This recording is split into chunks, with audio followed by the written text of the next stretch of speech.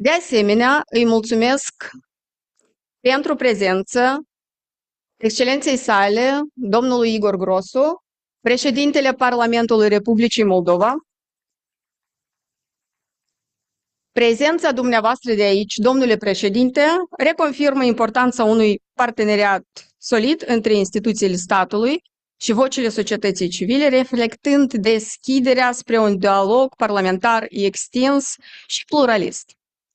Exprim de asemenea mulțumiri finanțatorului proiectului nostru, Fundația Friedrich Naumann pentru Libertate și partenerilor de la Institutul Aspen Franța pentru încrederea acordată acestei inițiative destinate consolidării valorilor europene în spațiul nostru public. Vă mulțumesc tuturor pentru prezență și vă invit pe parcursul zilei de astăzi să construim prin dialog punți către viitorul democratic al Republicii Moldova. Vă mulțumesc încă o dată. Și acum permiteți-mi să-l invit pe domnul Igor Grosu, președintele Parlamentului Republicii Moldova, cu un cuvânt de salut pentru forum. Vă invit. Și cu aplauze, bine.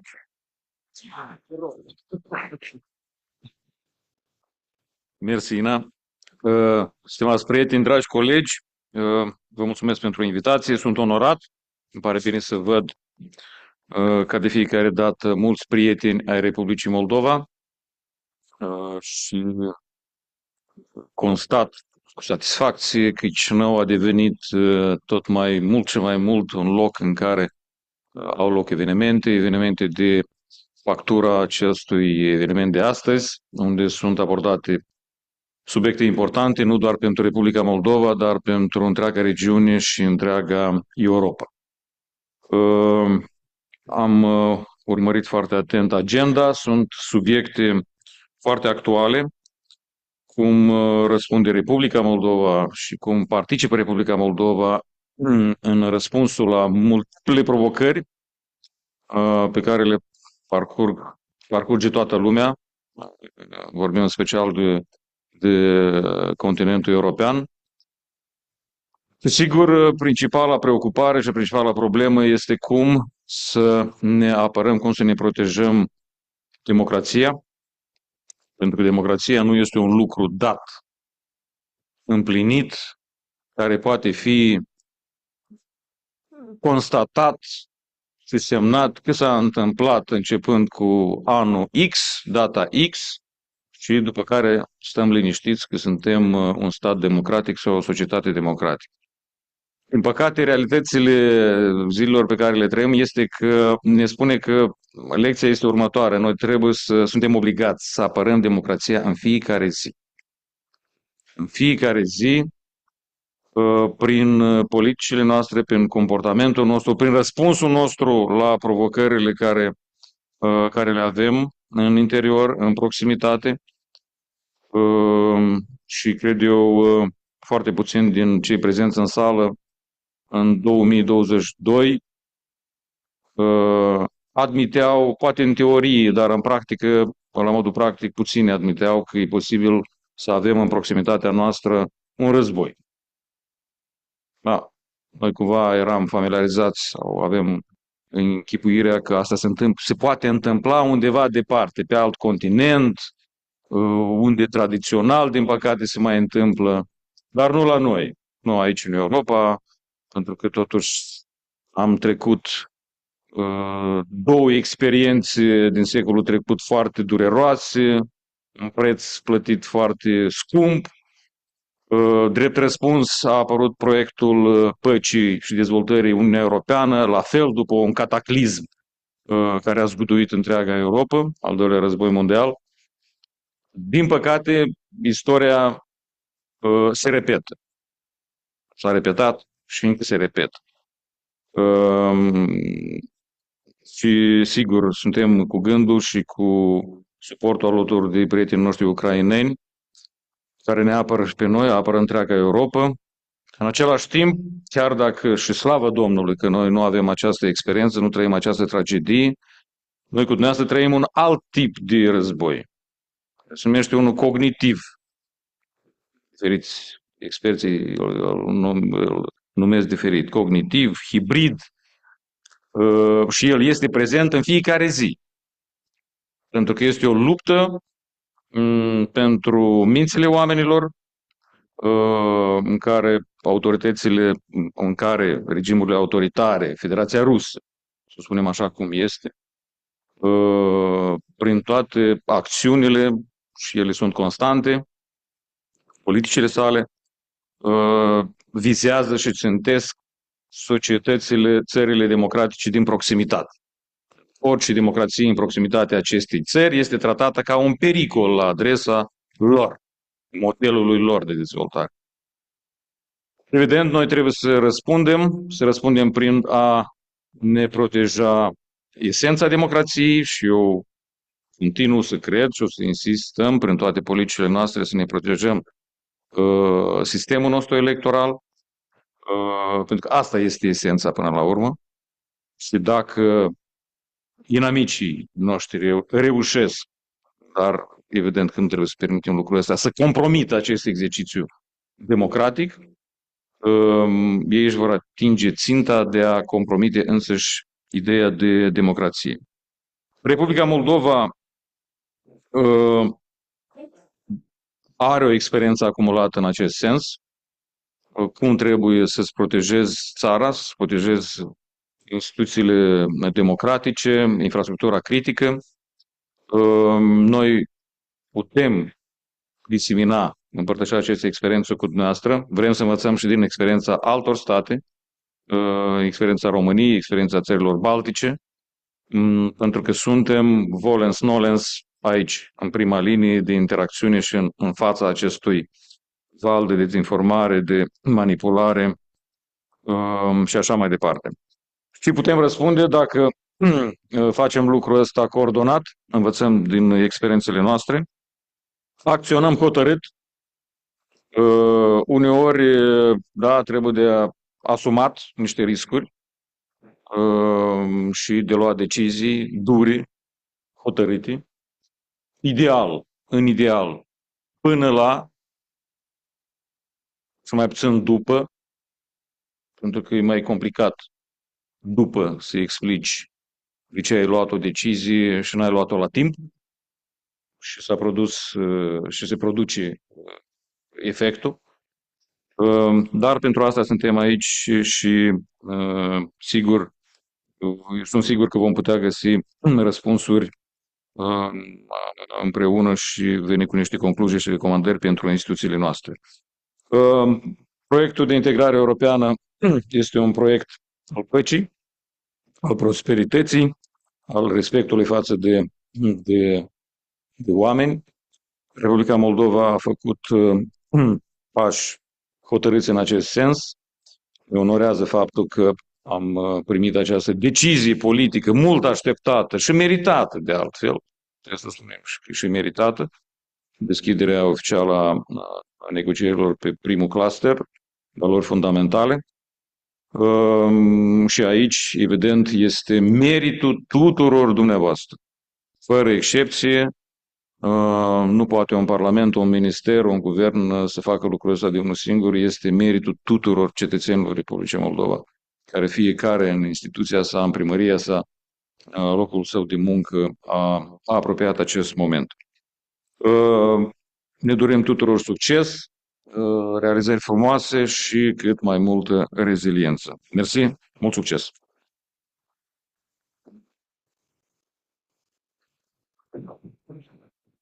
Vă mulțumim, domnule președinte, pentru cuvinte încurajatoare și acum permiteți-mi să o invit pe doamna Ingrida Șimănite, deputată din Seimasul lituanian și, așa cum am spus, prim-ministra Lituaniei în anii 2020-2024. Vă rugăm să vă țineți. Your Excellency Speaker, dear Igor, dear friends, Excellencies, ambassadors, distinguished guests, fellow politicians and civil servants. dear representatives of civil society, media, academia, and analytical centers, dear friends and colleagues, united in a shared strive for a wider, stronger, resilient European Union, a project of freedom, security, and prosperity, which can only be complete with Moldova, Ukraine, and other aspiring European democracies as its full-fledged members. I must begin by telling you how happy I am to be here with you today. Those who know me know that Moldova has a very special place in my heart. I have missed her dearly since the last time I visited. Therefore, let me once again, from the stage, thank the organizers of this conference for inviting me back to Chișinău. Let me also use this opportunity to congratulate Moldova and your people on the finally opening of the first fundamentals chapter of EU accession negotiations, a very important and long overdue milestone on Moldova's path towards EU membership. Everyone in this room and beyond it have worked hard to get your country there. You deserve not just a round of applause, but a profound admiration for the amazing job you've done as politicians, civil servants, experts, and watchdogs. Each of these roles are crucial in the process of European integration and cannot be overestimated. And the reward for your job, it's not just this historic landmark you've crossed, not even a future EU membership, but a stronger, more democratic and resilient Moldova you have already achieved and keep building on each step of the way. Amid war raging at your doorstep, under Russia's persistent hybrid aggression against your country, and despite all the internal and external challenges, of which there are way too many, as an opposition politician, I can hardly speak on behalf of Lithuanian authorities, but I know that I echo their statements and, even more importantly, the overwhelming public sentiment in my country by saying that Lithuania has been, is, and will always remain the staunchest supporter of Moldova's EU membership. I fully share your ambition to open all negotiation clusters as soon as possible, and we will support you every way we can in pushing this to happen by end of July before the summer recess. I am fully convinced that it should be and can be. I was asked to share my country's and my personal Euro integration experience with you. Talk about Lithuania's transformation as a living blueprint, is what the invitation said, immodestly. Indeed, for decades now, our experts were passing Lithuanian reform and European integration experience to their colleagues in Moldova, Ukraine, Western Balkans, and other EU neighbors. Not without failures, as unfortunately we had to acknowledge that someplace political climate is still more hospitable to grapes than democracy. It is true that Lithuania is a European success story, of which I am immensely proud. My country does have valuable experience and eagerness to share it with our friends. The closer I follow developments in Moldova these past years, the more I wonder if the roles of the role model and a keen follower shouldn't be switched. Your breathtaking resilience in withstanding Russia's continuous military threats, energy blackmail, propaganda, and election meddling puts many EU members to shame. You have the courage, resolve, and all-important sense of urgency that the EU as a whole and its individual members, old and relatively new, sometimes lack so badly. So what I thought I could do is share my key takeaways from the process of Lithuanian European integration I witnessed from within. I dare to think those observations might by their nature be universally applicable. I dare not, however, suggest that I know a universal recipe or the one best fit for Moldova or how to tackle them. So please, take what I'm going to say not as a lecture, but as a reflection of your friend's own experience and that of her country. First, European integration, I'm afraid, is not just something we're in for the long haul. It is, in fact, a never-ending process. Within it, the EU membership might be the most visible, easiest to comprehend, and long-awaited reward for all the effort. It is certainly the culmination of the process and a big victory to celebrate, but is neither the end goal in or by itself. nor it is the finish line of an exhausting marathon. Just as you reach it, new milestones appear on the horizon, now visible and within the reach. You might want to introduce euro to further boost your economy. You will want your country to climb up on the graphs of socioeconomic indicators, to reach the EU average, and when you get there, to move further up, to the top 10, top 5, to the very top. In parallel, new challenges emerge for the EU to tackle together. With some financial incentives and relief mechanism devised, but also with strings attached. Yes, you get benefits and voting rights, but also responsibilities, including to accept common decisions that might not be fully favorable to your country or easy to sell to your society. And so the struggle continues. Even for the most successful EU members like Denmark, Sweden, Finland, and others that we still look up to, more than 2 decades after joining the EU. So yes, I know how discouraging it is to hear about the long path to be walked and homework to be done over and over again. I myself couldn't stand those worn-down phrases when they were uttered towards my country, and I hated them every time when they were addressed to Moldova or Ukraine. I know they can sound like, and unfortunately sometimes really are, an excuse for the lack of political will and courage on the side of EU or its certain member states. I know you feel frustrated about the time you've been waiting at the doorstep, despite all the hard work you had done and kept doing, just because collective Brussels or some other capitals hesitated to open the door. Some member states might still have their reservation, but the door had been opened. After being nearly frozen for years, the EU enlargement is now moving at a record speed, even if you want and deserve for it to move faster yet. The EU is a union of democracies, and democracies are often slow. But after all the deliberations, eventually, we tend to take right decisions based on shared fundamental values and a sense of justice and respect to our commitments. This is why I would never trade the process, flawed and sluggish as it may be, for the speed and efficiency of autocracies we see and endure. I also know from my personal experience that of my country that all the political noise and dilly-dally aside, the truth is that the excruciatingly meticulous requirements and negotiations you undergo are meant not to discourage new countries from joining, but to ensure they can function successfully within the Union. So the more profound and thorough work you do before becoming a member, the more solid ground you lay for the work awaiting after accession. Every step on the way will pay off in the future, and I admire Moldova and your authorities for not trying to cut corners, for designing and carrying out reforms with the view of making them work and last. This brings me to the second observation. The importance of sustainability of reforms and the irreversibility of the progress in European integration cannot be emphasized enough. They are key not just to becoming an EU member, but to also ensuring growth, prosperity, and resilience as member state and as a union. You remember from your own not-so-distant past how difficult it is to make substantial progress on the European integration path and mobilize much-needed support beyond the usual suspects like Lithuania, when each step forward is followed by 2 steps backwards. We also witnessed some inconceivable, heartbreaking back-rolling of democracy, not just among aspiring countries, but among member states too.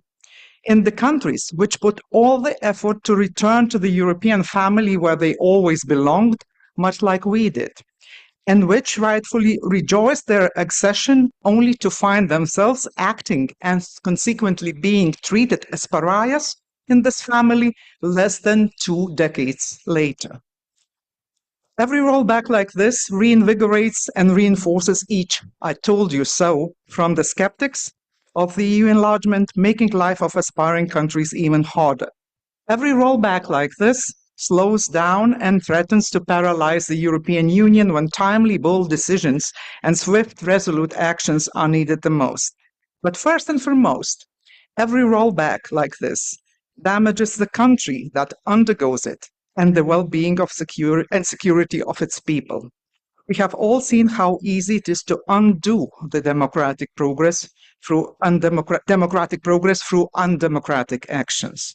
And while we have recently witnessed some overwhelming victories of democracy over kleptocratic authoritarianism in Europe, while we have all the reasons to celebrate them almost as our own and be optimistic about the future, we've also seen from recent examples how difficult it is to undo the autocratic transformations while adhering to democratic principles and processes. The political shift doesn't even need to be so dramatic to hinder the progress. Any substantial reform takes time to render positive results for people to feel and appreciate. And before it happens, it might be tempting, even for democratic politicians, to undo all the hard work, especially of their political opponents, for the sake of political gains and high approval ratings, short-lasting and short-sighted as they may be. So yes, at the core of every reform, be it carried out on the way towards the EU or already within it, must lay a thorough plan with as many safeguards embedded as possible to try and prevent rollbacks. But they might not be enough to ensure continuity. The insiders and observers alike emphasize, and I tend to agree, that Lithuania's successful European integration is largely attributable to an overwhelming consensus on the necessity of our EU and NATO membership across the political spectrum.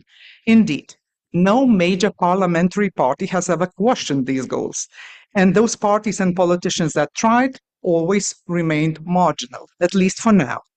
Our membership negotiations were launched under fellow conservative and my political mentor, Andrius Kubilius, carried further by the liberal-led governments and completed under the social democratic leadership.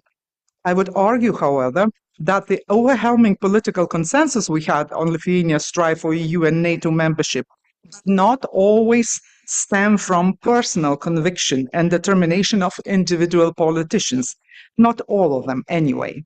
I am convinced that it stemmed rather from an even more overwhelming public support that would have turned any attempt at changing the course into political suicide.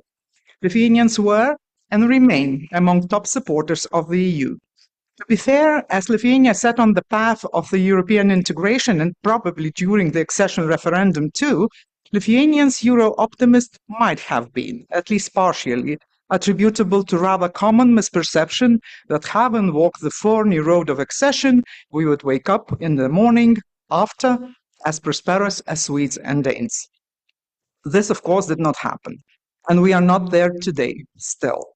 But the current survey data on Lithuania's satisfaction with the EU membership cannot be explained by a dream or delusion. It is a reflection of tangible membership benefits they feel in their daily lives. Explaining these benefits to the public relentlessly, since the first day we voiced Lithuania's EU and NATO membership aspirations, is what helped us to carry through all the reforms. Some of them, as you well know, profoundly challenging and painful for citizens, like transitioning to the market-based energy prices or increasing the retirement age.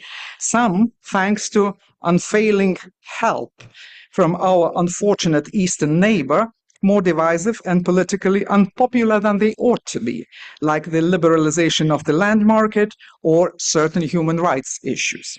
Reform rollbacks are still possible.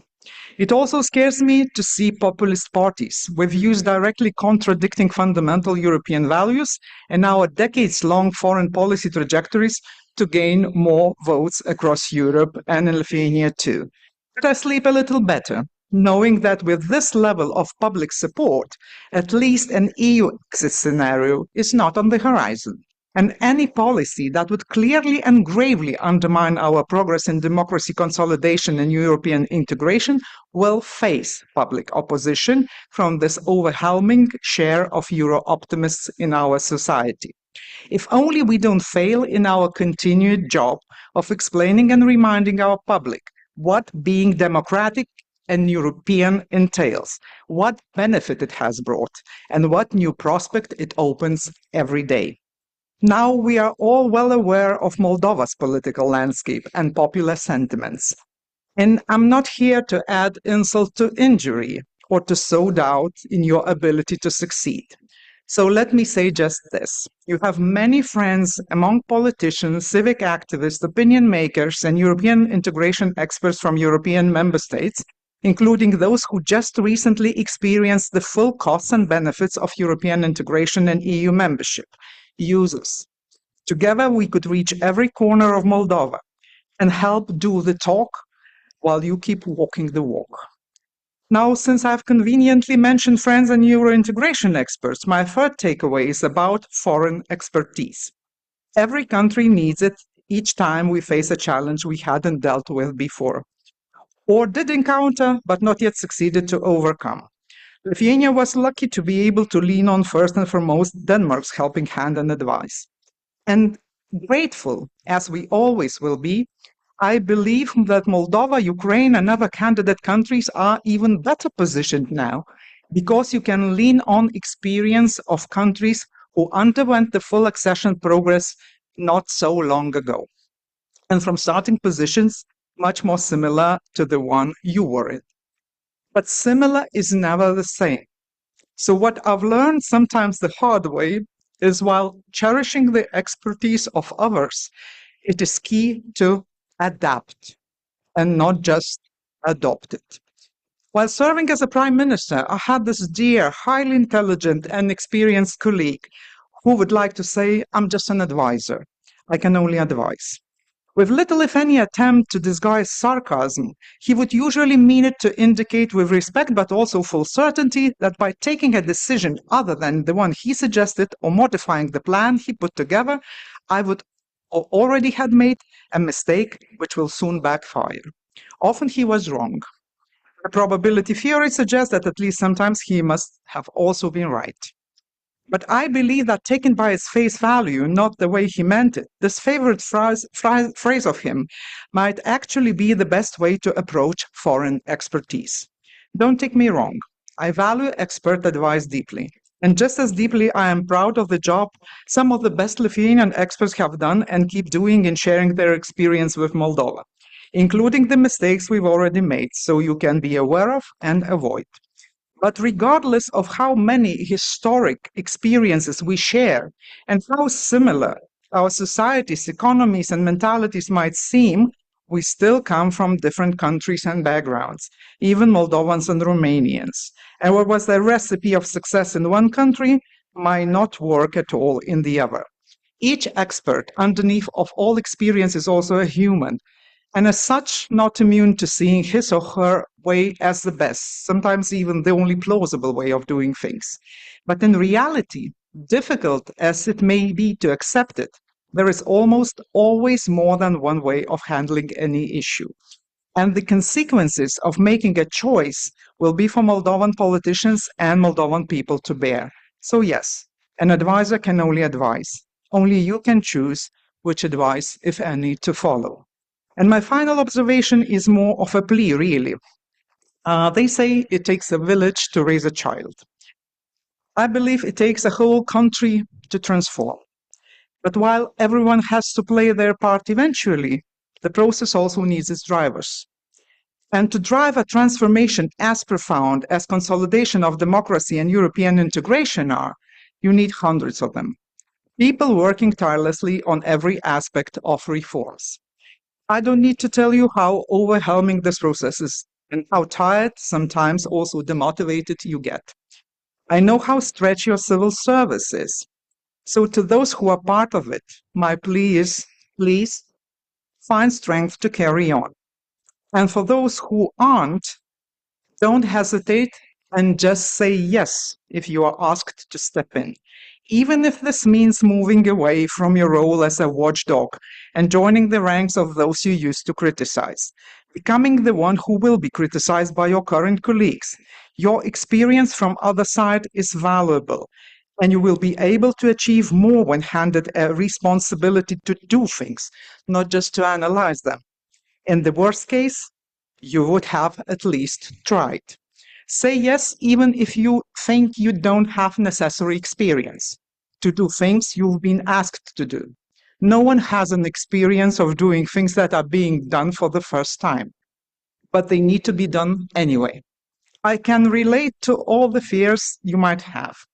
Fresh from university, very soon after I joined Ministry of Finance, my boss called me in, handed a giant pile of documents and said that I would have to handle our EU accession, just because I could speak English. Young, inexperienced, and frankly, quite clueless about how it's supposed to be done, I realized that seasoned professionals weren't exactly queuing for the job. So I said, okay. I ended up doing just fine. And my story is not exceptional. Many people of my generation or a bit elder, from Lithuania but also other countries in our wave of accession, have a very similar, sometimes identical story about how they got involved in European integration. We all did fine, and so will you. Most of our countries became European success stories, and so I have no doubt will be Moldova. You already are. Thank you.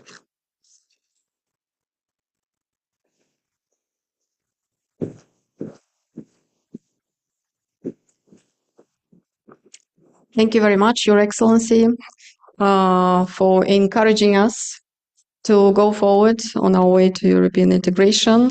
The news which the President of the Parliament of Moldova, Mr. Grosu, brought here is the negotiations opened for the first cluster. This is amazing news for us, and we need to learn from Romania, to learn from Baltic states, and to take the best examples and to move very quickly in order to achieve the objective of the Republic of Moldova, which is Moldova as a member state in the European Union by 2030. But European integration and democracy walk hand by hand. So this is the main objective of today's forum, how to assure that we will have democratic resilience and democratic institutions. Și cu ultimul cuvânt de salut, vreau să-l invit pe Robert Wagner, reprezentantul Friedrich Naumann Foundation pentru Libertate, finanțatorul proiectului nostru, cu un cuvânt de salut. Vă rugăm!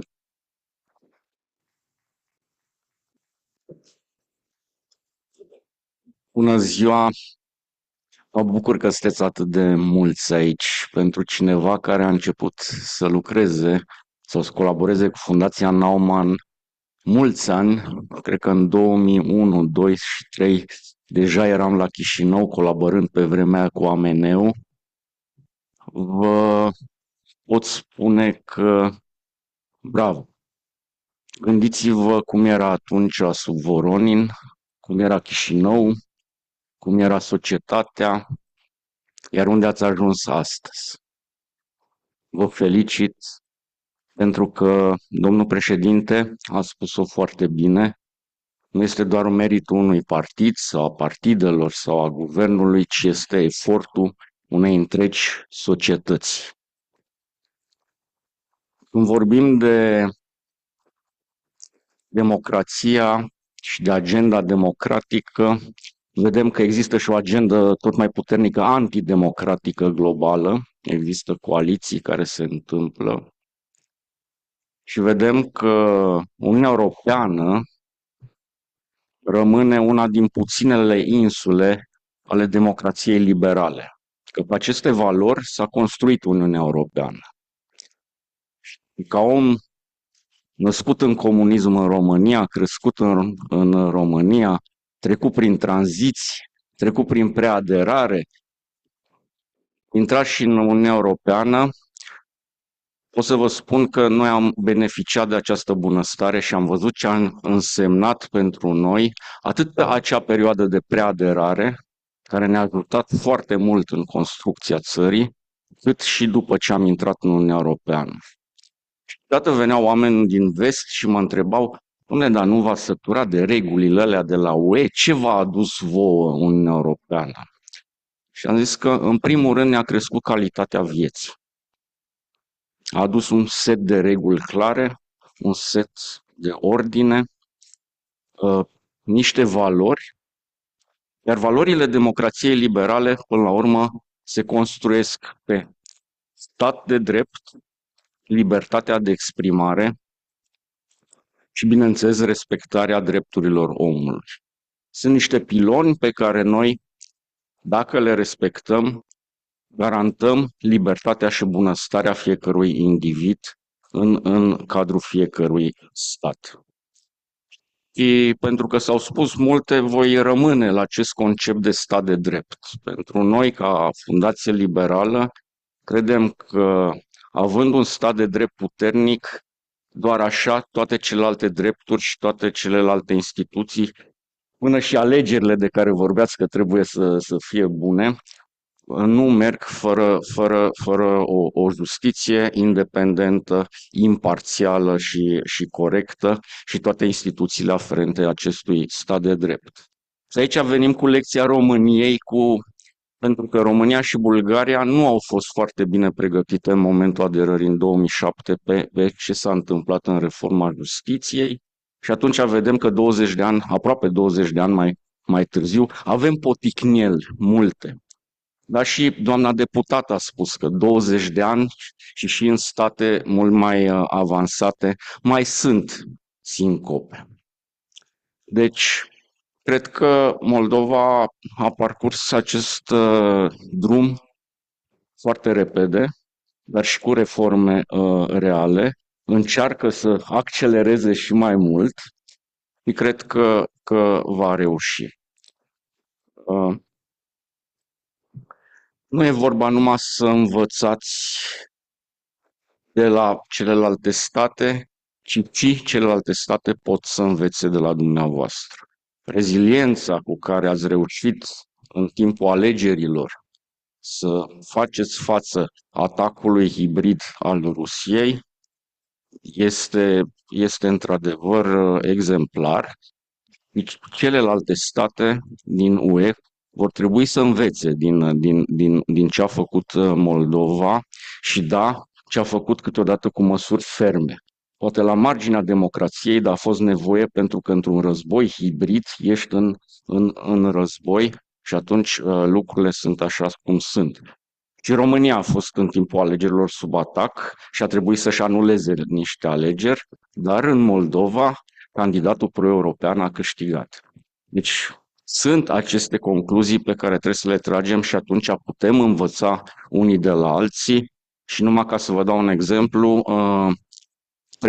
3-4 iulie va avea loc la Bruxelles Congresul ALDE, Congresul Alianței Liberalilor Democraților Europeni, unde noi ca fundație vom organiza un eveniment în care experți din Moldova, Daniel Vodă, și experți din România vor prezenta lecțiile celor două alegeri și atacului Rusiei hibrid asupra celor două alegeri din cele două state și cum celelalte două state să poată să se apere împotriva acestor atacuri, pentru că ele există și vin din toate părțile, nu doar din Rusia, vin din această, să zicem, agenda globală antidemocratică.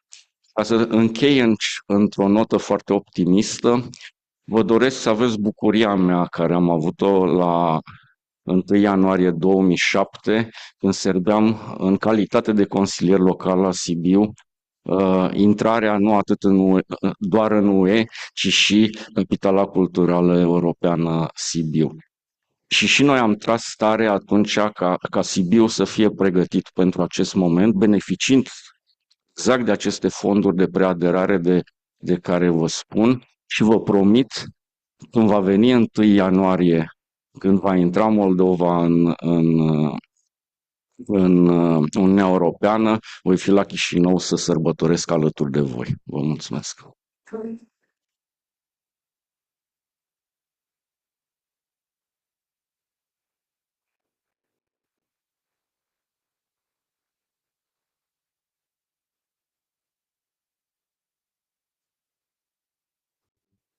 It's not always easy to recognize.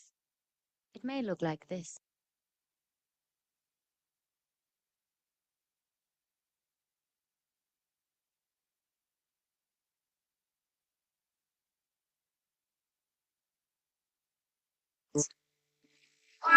Or like this.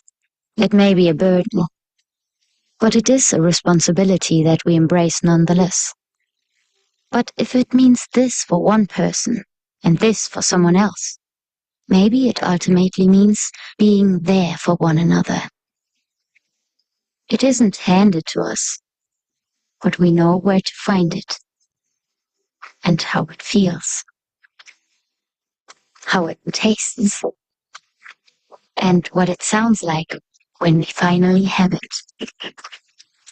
It means different things to different people, but for many, it means everything. And if we all fight for it, it will eventually bring us together.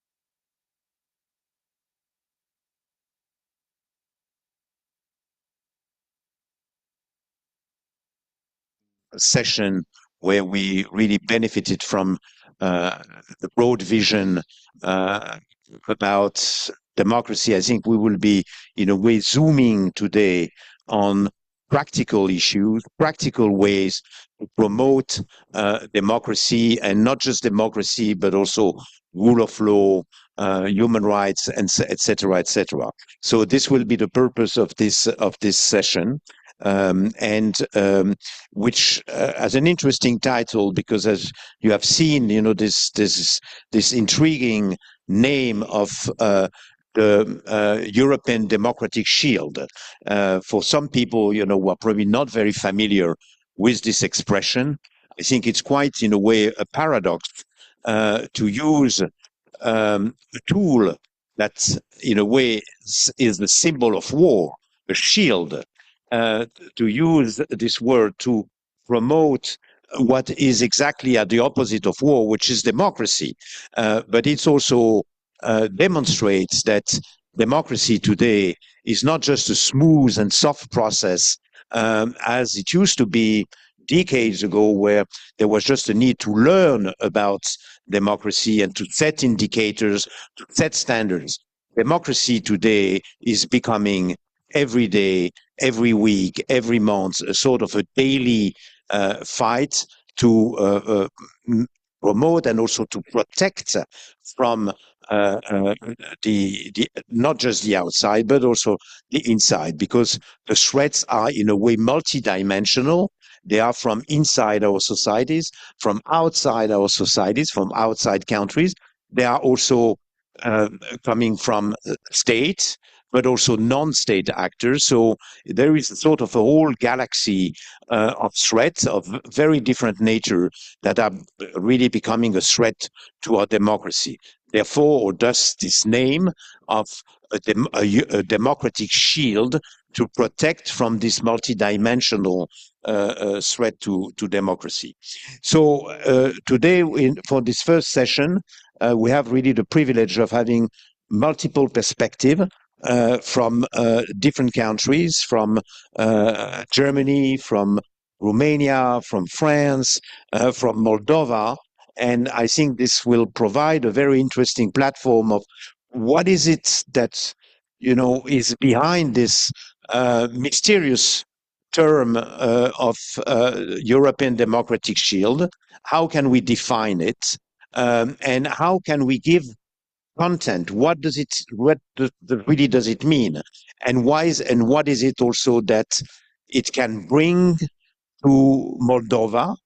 And also, what is it that Moldova can bring to this project of European Democratic Shield? So this is, in a way, a two-way street, and we will be looking at a sort of a comprehensive perspective on this vision. And we have the privilege, actually, to open this session today to have with us Nathalie Loiseau, who is a very prominent member of the European Parliament. She's also a former Minister for European Affairs in France.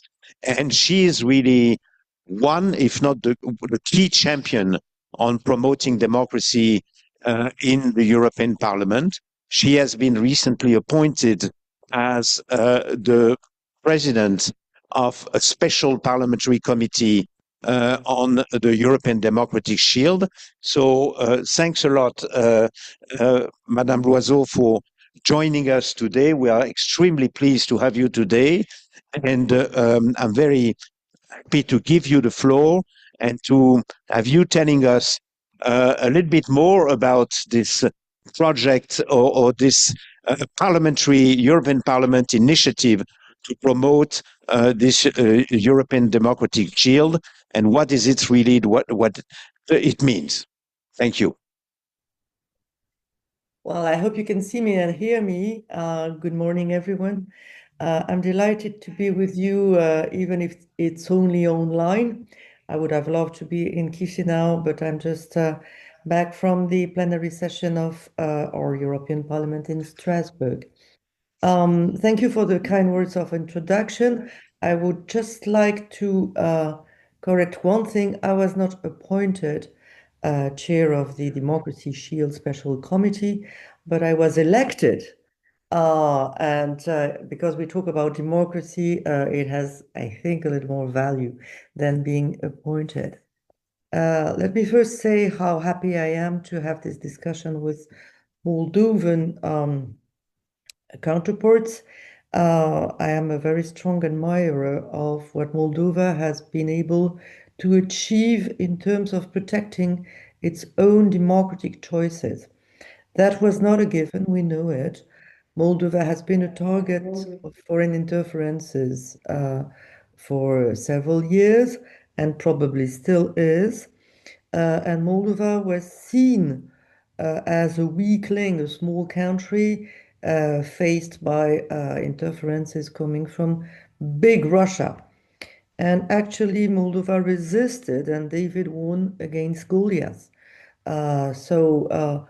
Indeed, European member states and the EU itself supported Moldova to make sure that Moldovan voters were able to cast their ballots freely and have their elections take place without foreign interference. For sure, we helped Moldova, and I'm proud of it. I've been, I think, 7 times to your country recently. But we learned a lot from the achievements of Moldova.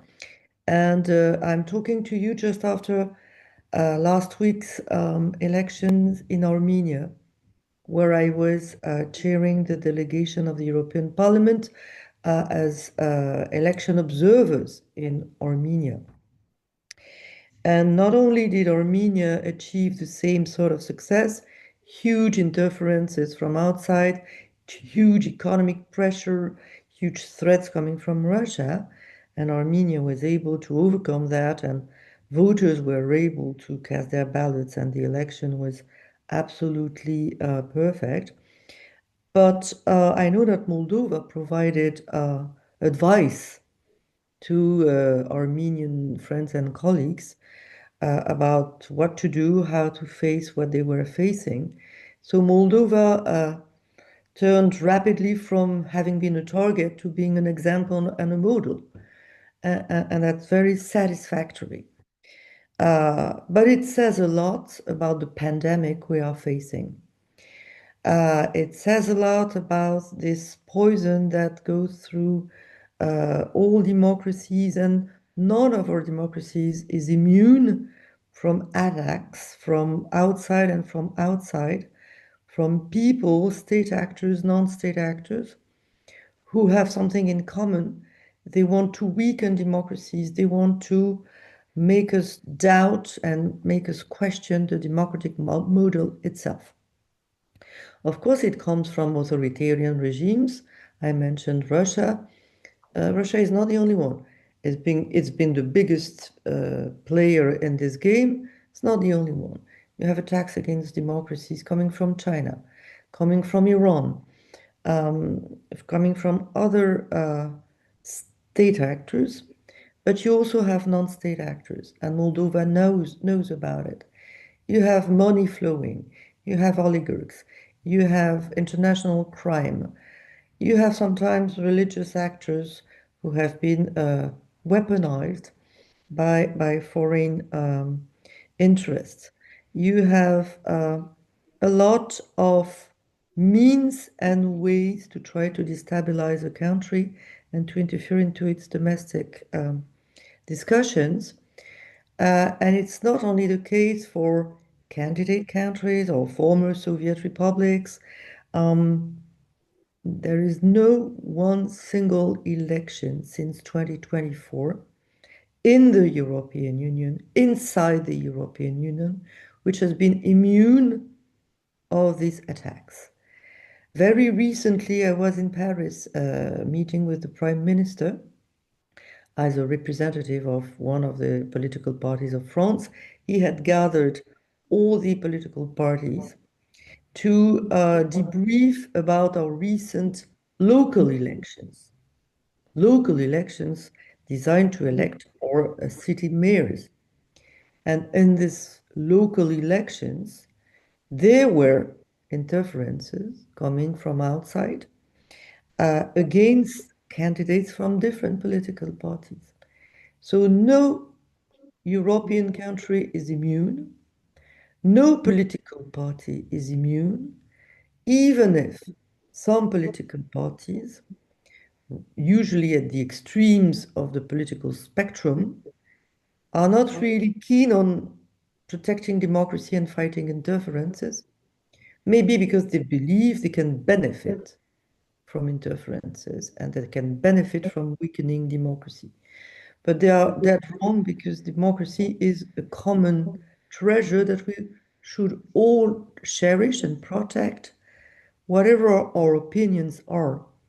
I will even protect my deepest, most severe adversaries to give them the right to expose their opinions and to compete freely in elections, rather than having them silenced or minimized or ghosted online out of intervention from private actors or foreign actors.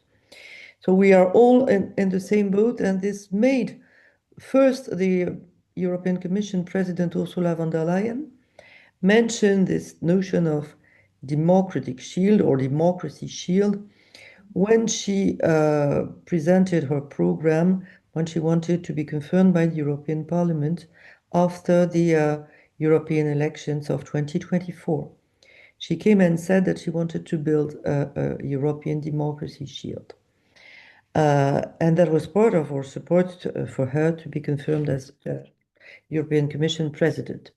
Then it took her a little while, and in a sense, a little too much time, to confirm that she was engaged in this endeavor. She repeated her commitment in her State of the European Union address of 2025. And we in the European Parliament had decided to start working on this early 2025. That's the moment where we created a special committee on the European Democracy Shield, and where I was elected chair of that committee. Why a special committee? Because if you want to protect democracy, if you want to strengthen democracy, there are many things you have to do. And it doesn't belong to just one standing committee. It doesn't belong to one MEP. It doesn't belong to one sector. Everybody has to be involved. And the special committee has an added value to be able to bring to the conversation everyone in the European Parliament when something has to be discussed and something has to be decided. This is what we have been doing since early 2025. I consider we are both a whistleblower, the canary in the coal mine. We are there to expose what's going on everywhere where we have certainties, facts, lessons learned. We share them with a broad audience. And we intend to be a do tank to assess whether our current legislations in the European Union are effective, efficient, and to make recommendations about new steps that must be taken. So I basically started by doing the first part of our role, the canary in the coal mine, and warning that key foreign actors are still very much involved in foreign interferences against democracies.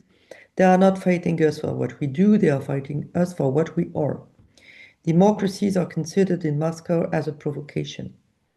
When countries start stopping to look at Moscow and looking at Brussels, it's a provocation for the Kremlin, because it shows that the Russian model is not attractive anymore, and it questions the Russian model itself.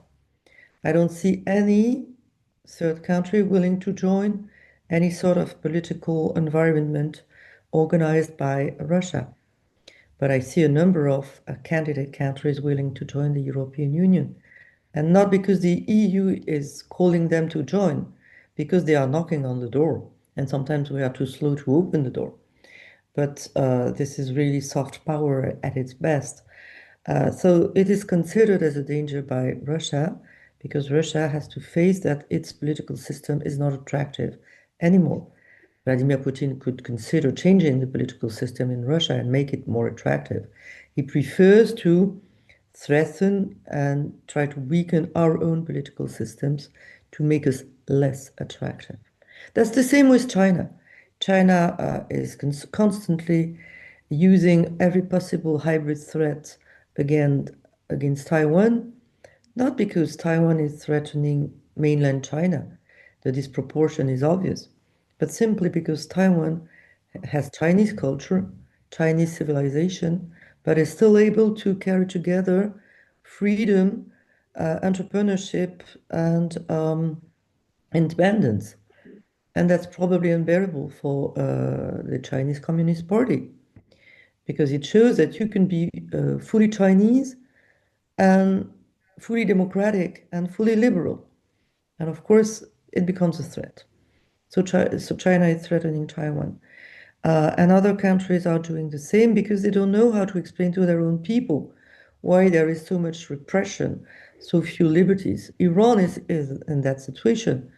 Everybody is saying now that Iran is basically winning the war with the US, and unfortunately, that might be somewhat true. But the Iranian regime is waging a war against its own people, and it has to fight its own people because its own people is looking towards democracies, and that's what they are longing for. So we are under heavy attack. Attacks are heavier than before because hybrid warfare is cheap. It's much cheaper than any sort of warfare.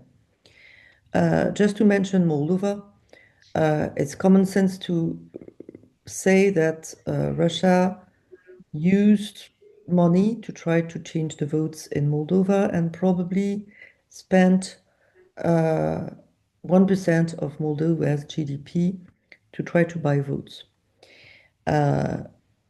It's a lot for Moldova, and it was a huge challenge for Moldova. But it's a little more, not much more, a little more than what Russia pays when they do a full day and full night of bombings on Ukraine. So it's cheaper. It's a cheap way to try to buy a country. They failed, as they are failing in Ukraine, but they consider that it's worth continue trying. So every election is a challenge, and there is no moment where we can claim a sustainable victory. We have to stay together on that fight. What does it mean to fight this fight? Of course, I'm talking a lot about elections, foreign interference, information manipulation, cyber attacks, vote buying at the moment of elections. And Moldova showed how it was able to fight against it with the help of its friends, fighting cyber attacks, making electoral infrastructures, strategic infrastructures, protecting them so that they cannot fail the voters, exposing information manipulation, because FIMIs are a little bit like bed bugs. They don't like light. The moment people know about them, they are less effective. Exposing perpetrators. When Moldovan authorities were able to arrest people landing in Chișinău with banknotes in their luggages, that was extremely efficient because the proof was in the pudding, but people could see that something was happening. But protecting democracy doesn't start and doesn't stop with elections. I think we have a lot to do everywhere in every single European country to protect information integrity in the age of online platforms. And it's a real fight. We in the European Union were able to adopt the Digital Services Act, which only asks platforms to mitigate systemic risks. It's not a censorship instrument, despite what some say, including the Trump administration. On the contrary, if content that you have posted online has been withdrawn by a platform, you have ways to appeal and ways to bring your content back to the platform if they did it wrong. Since the DSA was adopted, 50 million contents 50 million contents were put back online because people were able to appeal decisions taken by the platforms. 50 million contents in the EU, 0 in the US, because you don't have a way to appeal decisions taken by private companies. But the DSA asks the platforms if they see something that looks like a systematic, massive, malicious operation of destabilization, disinformation, to do something about it. The DSA is a good regulation. I wish candidate countries could benefit from it. And I think that because we are trying to rethink enlargement, accession process, I think there should be a way, and the sooner the better, that accession countries could benefit these sorts of regulations. The DSA is a very good instrument, provided that we use it. And so far, the European Commission has been shy. It started to use it, but in a very, I would say it's tiptoeing on implementing a regulation we adopted. It's tiptoeing because the Trump administration is putting heavy pressure. But we should resist this sort of pressure. A democracy shield is first implementing the legislations we adopt freely without external pressure. If there is external pressure, it's already a denial of our democracy.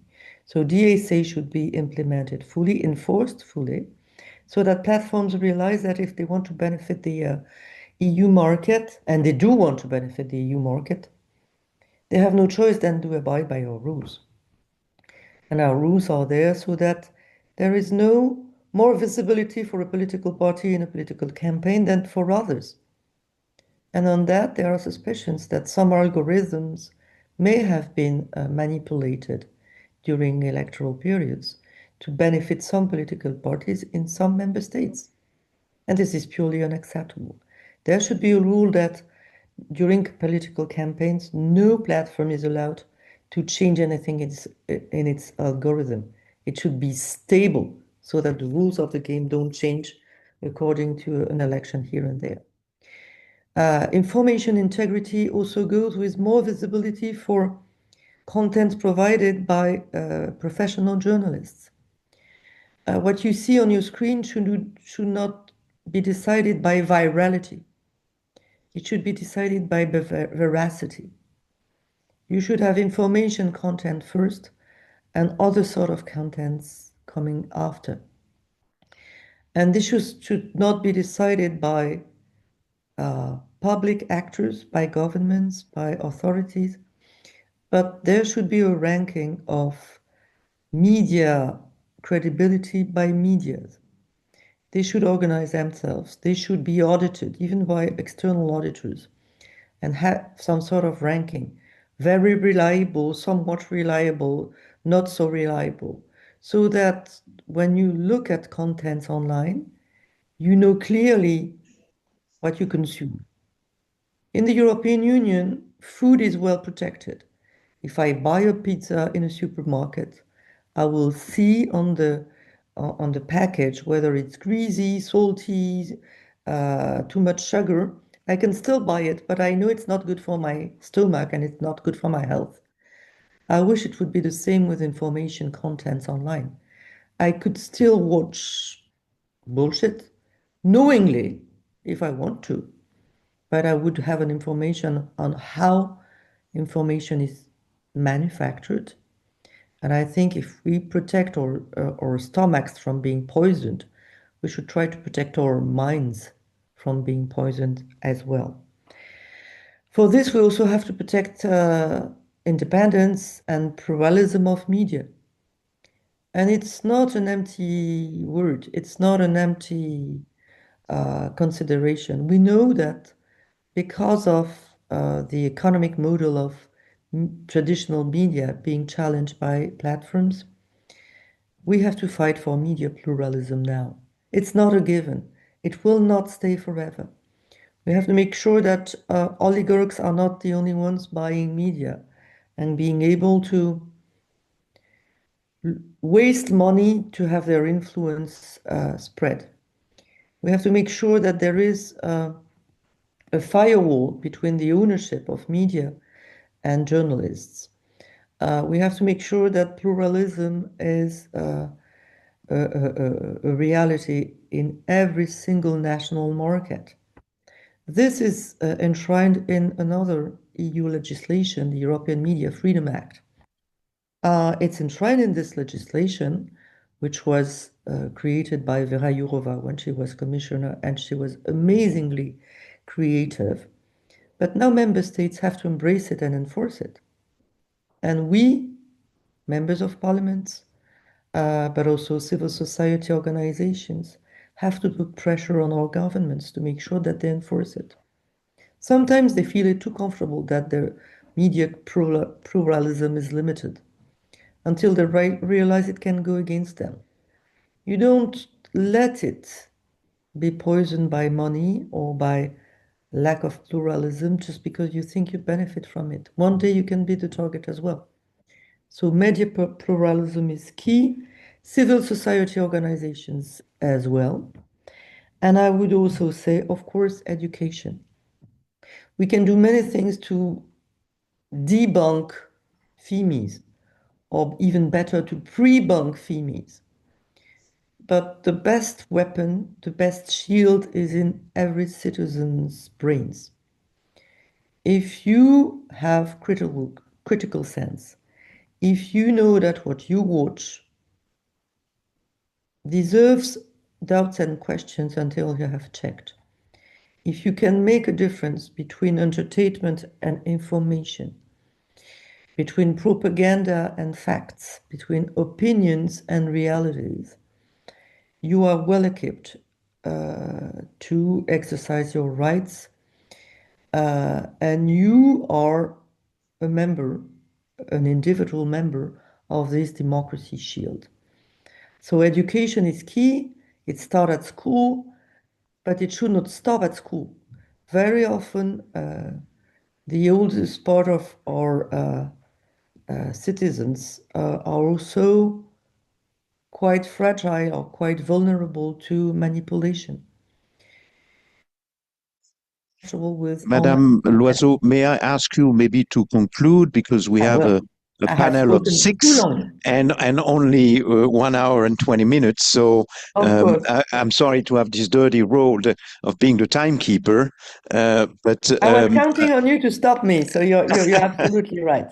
So just to say, parliaments have a role, governments have a role. We have to cooperate together and realize that countries like Moldova are not only beneficiaries of others' help, but now providers of advice and assistance. And we have to believe that the biggest and the best warriors in this fight for democracies are citizens and individuals. Thank you. Thank you very much, Madame Loiseau.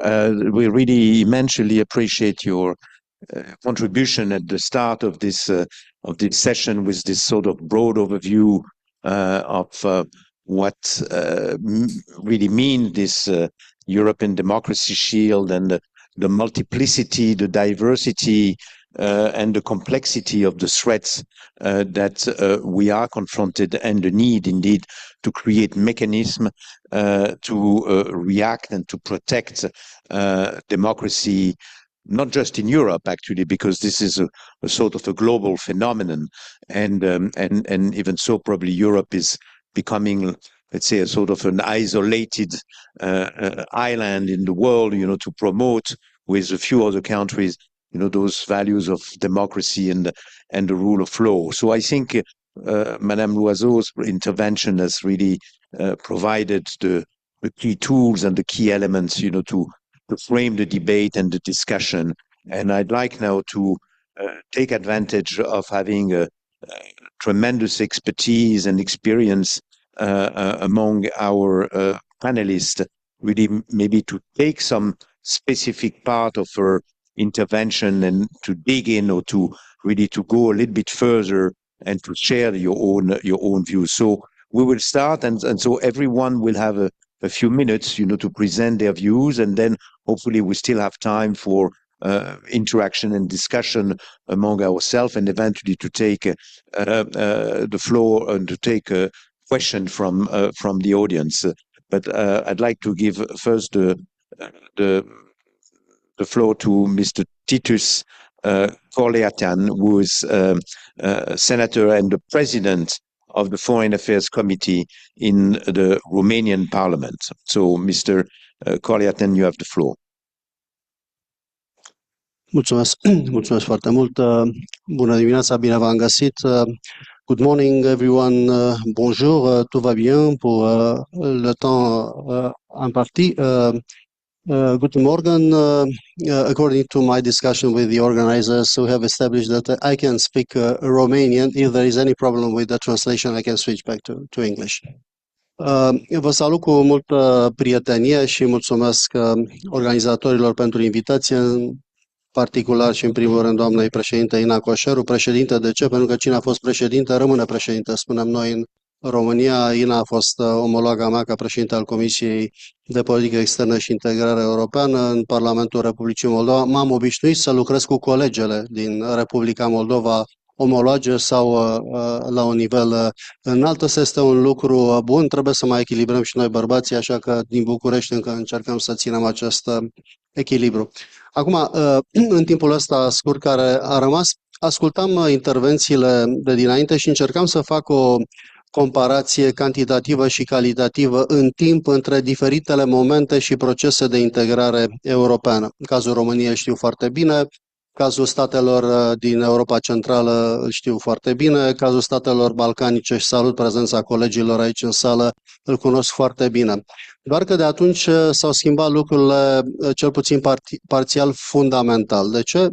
Pentru că dincolo de condiționalități, acquis comunitar, legislație și așa mai departe, care cel puțin parțial s-au îmbogățit, s-au dezvoltat, slowdown, s-au modificat, există cealaltă componentă a provocărilor, care unele dintre ele sunt facilitate de evoluțiile tehnologice extraordinare, care oferă și progres, oferă însă și provocări. Folosirea inteligenței artificiale de o manieră abuzivă, manipulând informația și manipulând masele, poporul, face parte din provocările cele mai serioase ale zilei de astăzi și Republica Moldova știe foarte bine acest lucru. Am fost consilierul de politică externă al primului ministru al României în perioada 2001-2004, exact în perioada în care, cu o echipă guvernamentală extrem de performantă și cu relaționări cu partenerii europeni și euroatlantici exemplară, în România și-a schimbat destinul. V-aș putea spune foarte multe și despre partea de reformă internă și despre cele bune și despre greșeli. Și aici Republica Moldova știe și trebuie să evite greșelile și să învețe inclusiv din propriile greșeli, așa cum este firesc. V-aș putea spune cum s-au construit relațiile de parteneriat extrem de solide și la Berlin și la Paris, și la Roma și la Madrid și în alte părți, cu parteneri ideologici cu care rezonam social-democrați, dar și cu dreapta europeană. Acest lucru pe ambele dimensiuni ideologice ne-a ajutat foarte mult la Bruxelles în ultima instanță. Aici Republica Moldova are o problemă pentru că nu acoperă spectrul politic, din păcate, și la stânga, nu doar la dreapta. Și aici întotdeauna a fost nevoie de un sprijin compensatoriu din partea unor parteneri, așa cum este Bucureștiul și așa cum este familia politică din care fac parte. Au fost momente extraordinare și obstacole uriașe pentru Republica Moldova în toți acești ani. V-aș putea spune cum a plecat eu de la București. Colegii moldoveni știu cel mai bine. Cum a plecat proiectul în 2010 după formarea Alianței pentru Integrare Europeană, după procesele electorale de asemenea extrem de complicate, o alianță pentru integrare europeană la care am avut și o modestă contribuție direct aici, la Chișinău, în discuția cu cei 3 decidenți care au format această alianță. Cum s-a făcut transferul de acquis comunitar, 80.000 de pagini de legislație europeană pe care România a tradus-o, a pus-o în practică până la 1 ianuarie 2007, transferată gratuit pe CD-ROM omologilor de la Chișinău, economisind ani de zile de muncă, resurse umane, resurse bugetare Cu anul de grație 2014, cu semnarea acordului de asociere și de liber schimb, cu eliminarea vizelor la 28 aprilie și cu interconectările pe gaze, în primul rând. Care au fost pașii înapoi după aceea și cum au fost revenirile înainte, cu un progres substanțial în acești ani, ultimii ani, dar care, ca să fim foarte corecți în analiză, au fost facilitați ca oportunitate și de drame. Pentru că crima de agresiune comisă de Rusia împotriva Ucrainei a generat în același timp și oportunități de accelerare a procesului european, de care atât Ucraina cât și Republica Moldova au știut cu sprijin să profite. Pentru că, onest vorbind, acum 7 ani, dacă am fi discutat de statut de candidat și primul cluster deschis, nu cred că cineva ar fi putut să prevadă o astfel de perspectivă. Progresele sunt consistente, însă și provocările s-au diversificat și au devenit foarte serioase. Și cel puțin manipularea informației și toate aceste provocări cu o sursă pe care o cunoaștem, se numește Federația Rusă, au trebuit gestionate. Și în Republica Moldova și nu doar, inclusiv noi, state membre ale Uniunii Europene și ale Alianței Nord-Atlantice, am fost țintă și suntem țintă în continuare, avem propria experiență. Republica Moldova a trecut foarte bine prin aceste provocări, iarăși este corect spunând alături și având alături parteneri foarte solizi și instituții de securitate națională din statele partenere, începând cu România. Dar această experiență este extrem de utilă și poate fi extrem de utilă, ca să mă întorc la întrebarea panelului, și pentru alții, inclusiv pentru state membre ale Uniunii Europene, și pentru candidați și pentru aspiranți.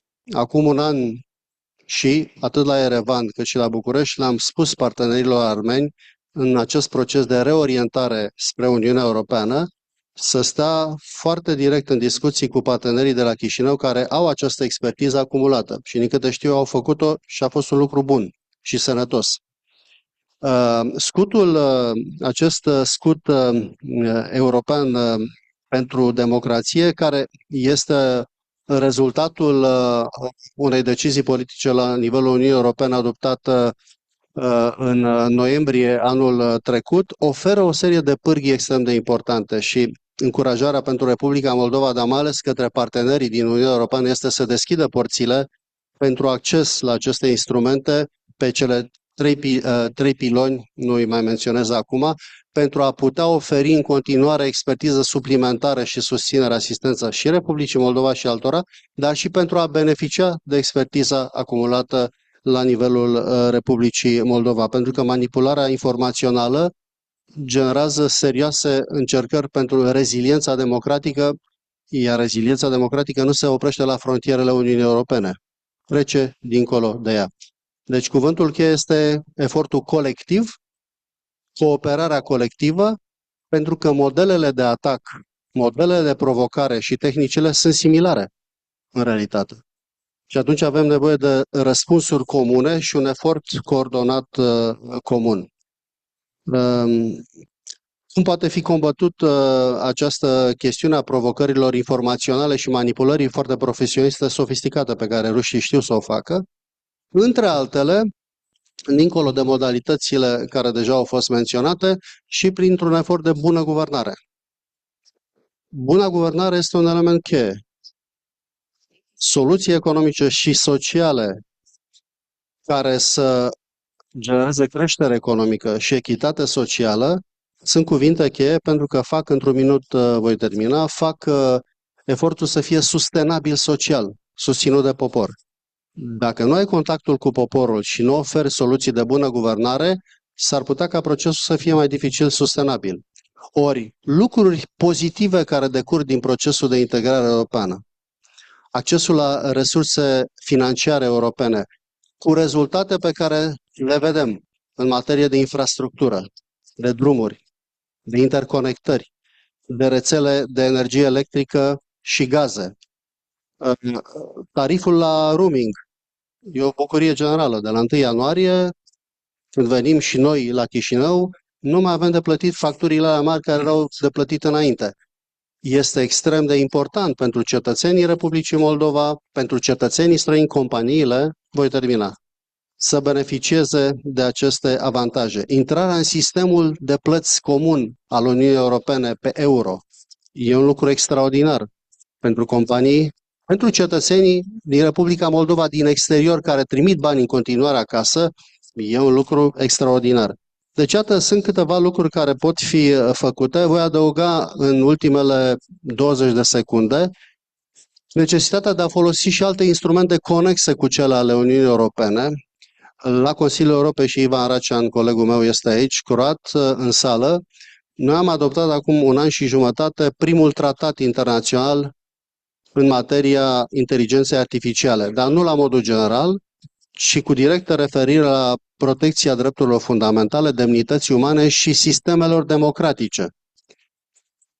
Încurajez toate statele membre UE și membre ale Consiliului Europei să ratifice mai rapid acest tratat, pentru că oferă soluții inclusiv pentru prezervarea integrității proceselor electorale. Și România a trecut printr-o astfel de provocare. Deci, iată, combinat, printr-un efort colectiv de cooperare și folosind diferitele instrumente, putem face mai bine, dar putem și învăța, așa cum a fost cazul Republicii Moldova. Vă mulțumesc. Thank you. Thank you, Mr. Senator Conleotan, for this very powerful message and sharing experience. And, there were, I believe, a few very important elements, and particularly your call for collective action. This is probably something that will be discussed throughout the day, and how to create participative process, how to create collective action is probably absolutely key. And also what you mentioned about governance, good governance, these are all key ingredients to promote democracy and, let's say, fluidity within the society. And this is obviously something we will be discussing. So I would like now to turn to Mr. Plingau, who is a member of parliament here in Moldova, and just to ask you a simple question on, we had 2 very powerful speeches before from Madame Loiseau and Mr. Collier. How does it resonate from your perspective as a member of parliament here in Moldova? Thank you very much. Bună ziua tuturor. Sunt foarte onorat să vorbesc pe o temă extrem de importantă pentru Republica Moldova și deja am învățat de la antivorbitori că trebuie să vorbesc mai lent și mai scurt și o să încerc să-i explic momentele cheie din perspectiva Republicii Moldova, cum noi putem contribui la democrație din regiune. De-a lungul timpului, sau cel puțin mai recent, Republica Moldova era dat drept exemplu în combaterea războiului hibrid.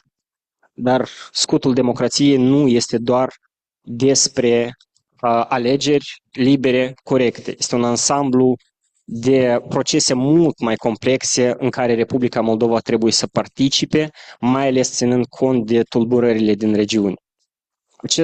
Și cum Republica Moldova poate contribui la acest scut al democrației este foarte simplu.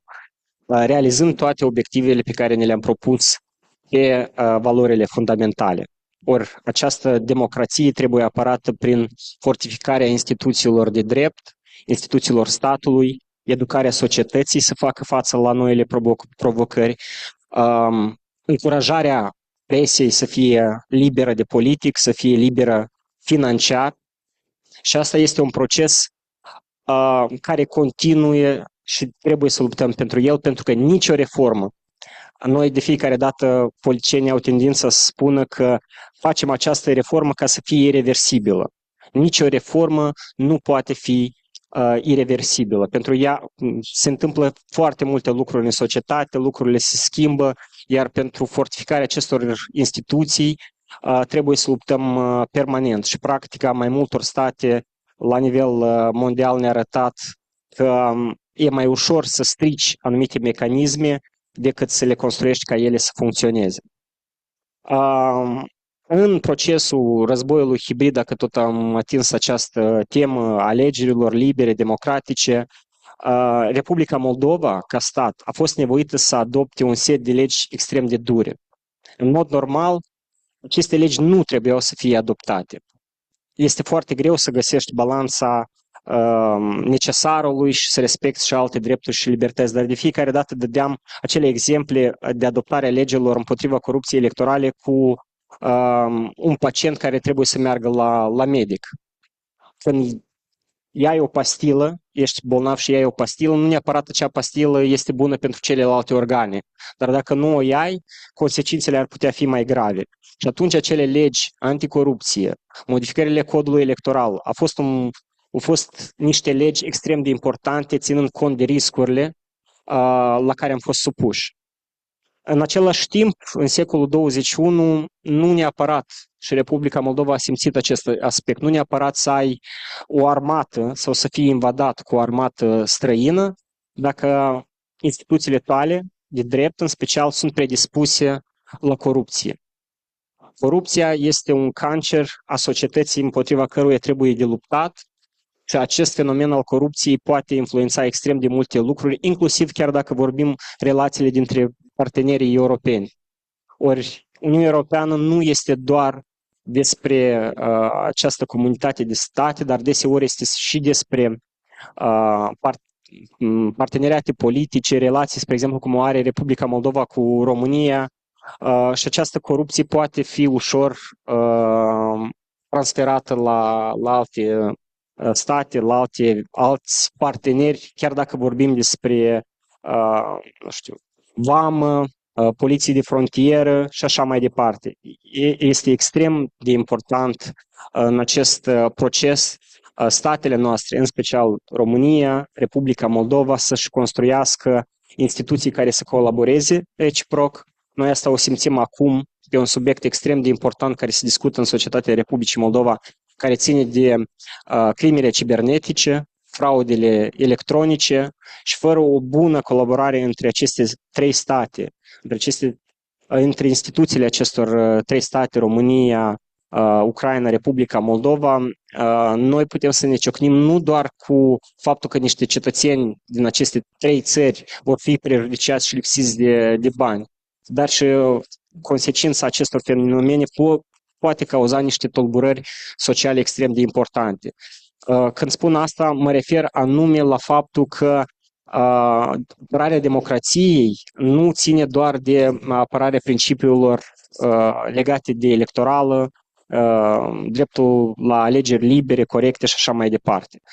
Un alt exemplu și cu aici o să termin, pentru că într-adevăr subiectul este foarte, foarte voluminos și putem să vorbim foarte mult, legat de o experiență mai proastă pe care Republica Moldova o poate arăta în perioada statului capturat, când prin intermediul Republicii Moldova, sistemul nostru bancar, a instituțiilor de justiție din Republica Moldova au fost spălați peste 20 de miliarde de dolari rusești, bani care au fost transferați ulterior în diferite jurisdicții din Uniunea Europeană, bani care foarte greu este să-i urmărești după și care foarte simplu ar fi putut folosiți în scopuri de a finanța partide politice, blogeri, cumpăra proprietăți corupe în state cu structuri foarte avansate. Ori acei bani deja au fost spălați și apăreau în aceste jurisdicții europene deja ca bani curați.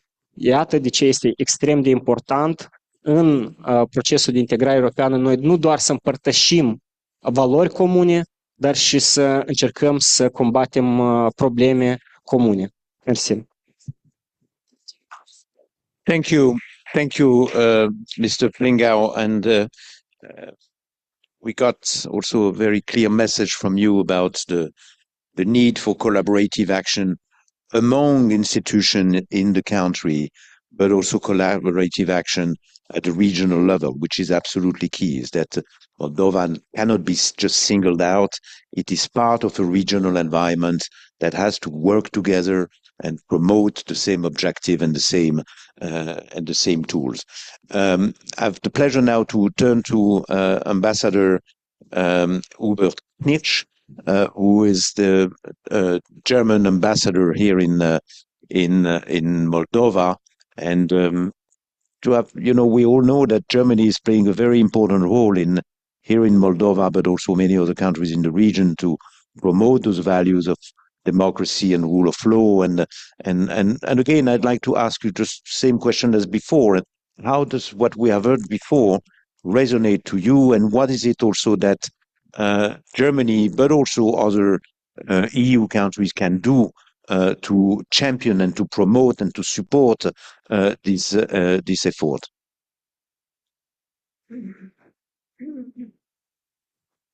That's better now? Yes. Well, thank you, Monsieur Barr, and it's a great honor to be invited to this distinguished panel.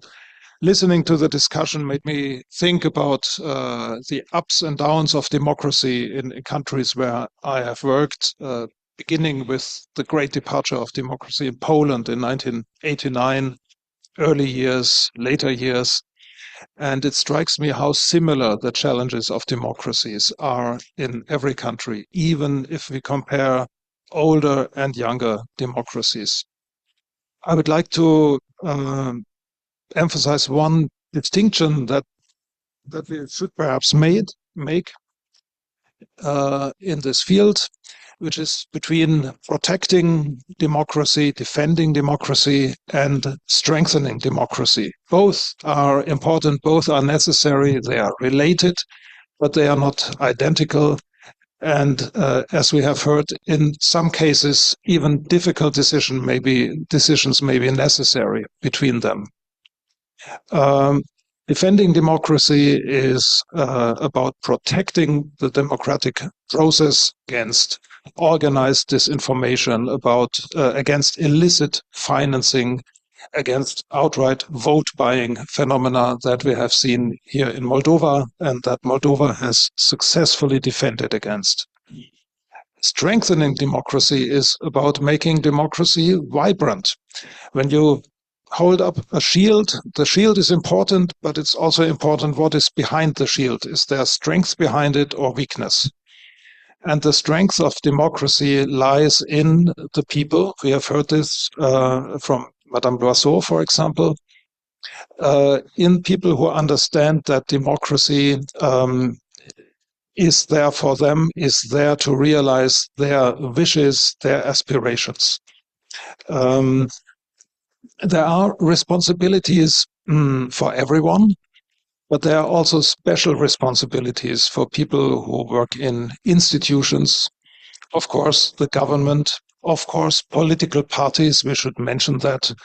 A great responsibility for democracy lies with the political parties, with the way how they work, how they practice democracy inside the party also, how they present alternatives to the people, how they try to be attractive, instead of, for instance, just fighting each other, as it just happens in some countries. There are special responsibilities for the judiciary in a democracy. I don't know if judges and prosecutors always think of themselves as democratic actors. But if democracy is about making the right laws in parliament, electing the right people to make these laws, then it is also about taking the right decision in courts of law, applying the law fully and strictly and without discrimination. There are special responsibilities for people who work in non-governmental organizations, who take part in the public debate, and of course, very importantly, the responsibilities of journalists and of people in the media. And perhaps there is another layer of responsibility that we haven't mentioned explicitly, but that is present in our discussion today. It is international cooperation and solidarity. So partner countries, Moldova has won the admiration of Europe last year in conducting its parliamentary elections, in defending against very strong interference from abroad. This was really being watched in Europe and, I dare say, around the world. Partners have stood by Moldova, and this should, of course, continue, but not only in the case of Moldova, but mutually. This is what the European democracy field is about. We watch each other, we protect each other, and in the European family, we trust each other enough to take part in democratic processes in other countries. Being invited as a foreigner to take part in such a discussion in Chișinău is an example of it. Thank you very much for that honor. Thank you very much, Ambassador Knirsch. I like very much also your distinction between defending and protecting democracy versus strengthening, because I really believe this is what it is about, and it would be eventually useless to build a very sophisticated shield if behind this shield there is no strength, there is no commitment, and there is no strong participation. And as a former director of democratic citizenship and participation at the Council of Europe, I know what it is actually to strengthen day after day through education, awareness raising, working with youth, how to promote this democratic citizenship and democratic feeling and participation. Because this notion is absolutely key, is how to engage, how to encourage people in all sectors, in all parts of society, to be active citizen and to get a sense of a very strong citizenship. And this is something that sometimes a little bit below the radar and is not really seen by politicians or international institutions. But it's absolutely key that without an active participation from all parts of societies, it is very difficult to promote democracy and the rule of law. The pleasure now to turn to Dr. Professor Emmanuel Dupuy, who is the president of a very prominent think tank in France, the Institute for Security in Europe, and who is also very involved in this overall debate about democracy and also the correlation between security, cooperation, and democracy. So, Emmanuel, you have the floor.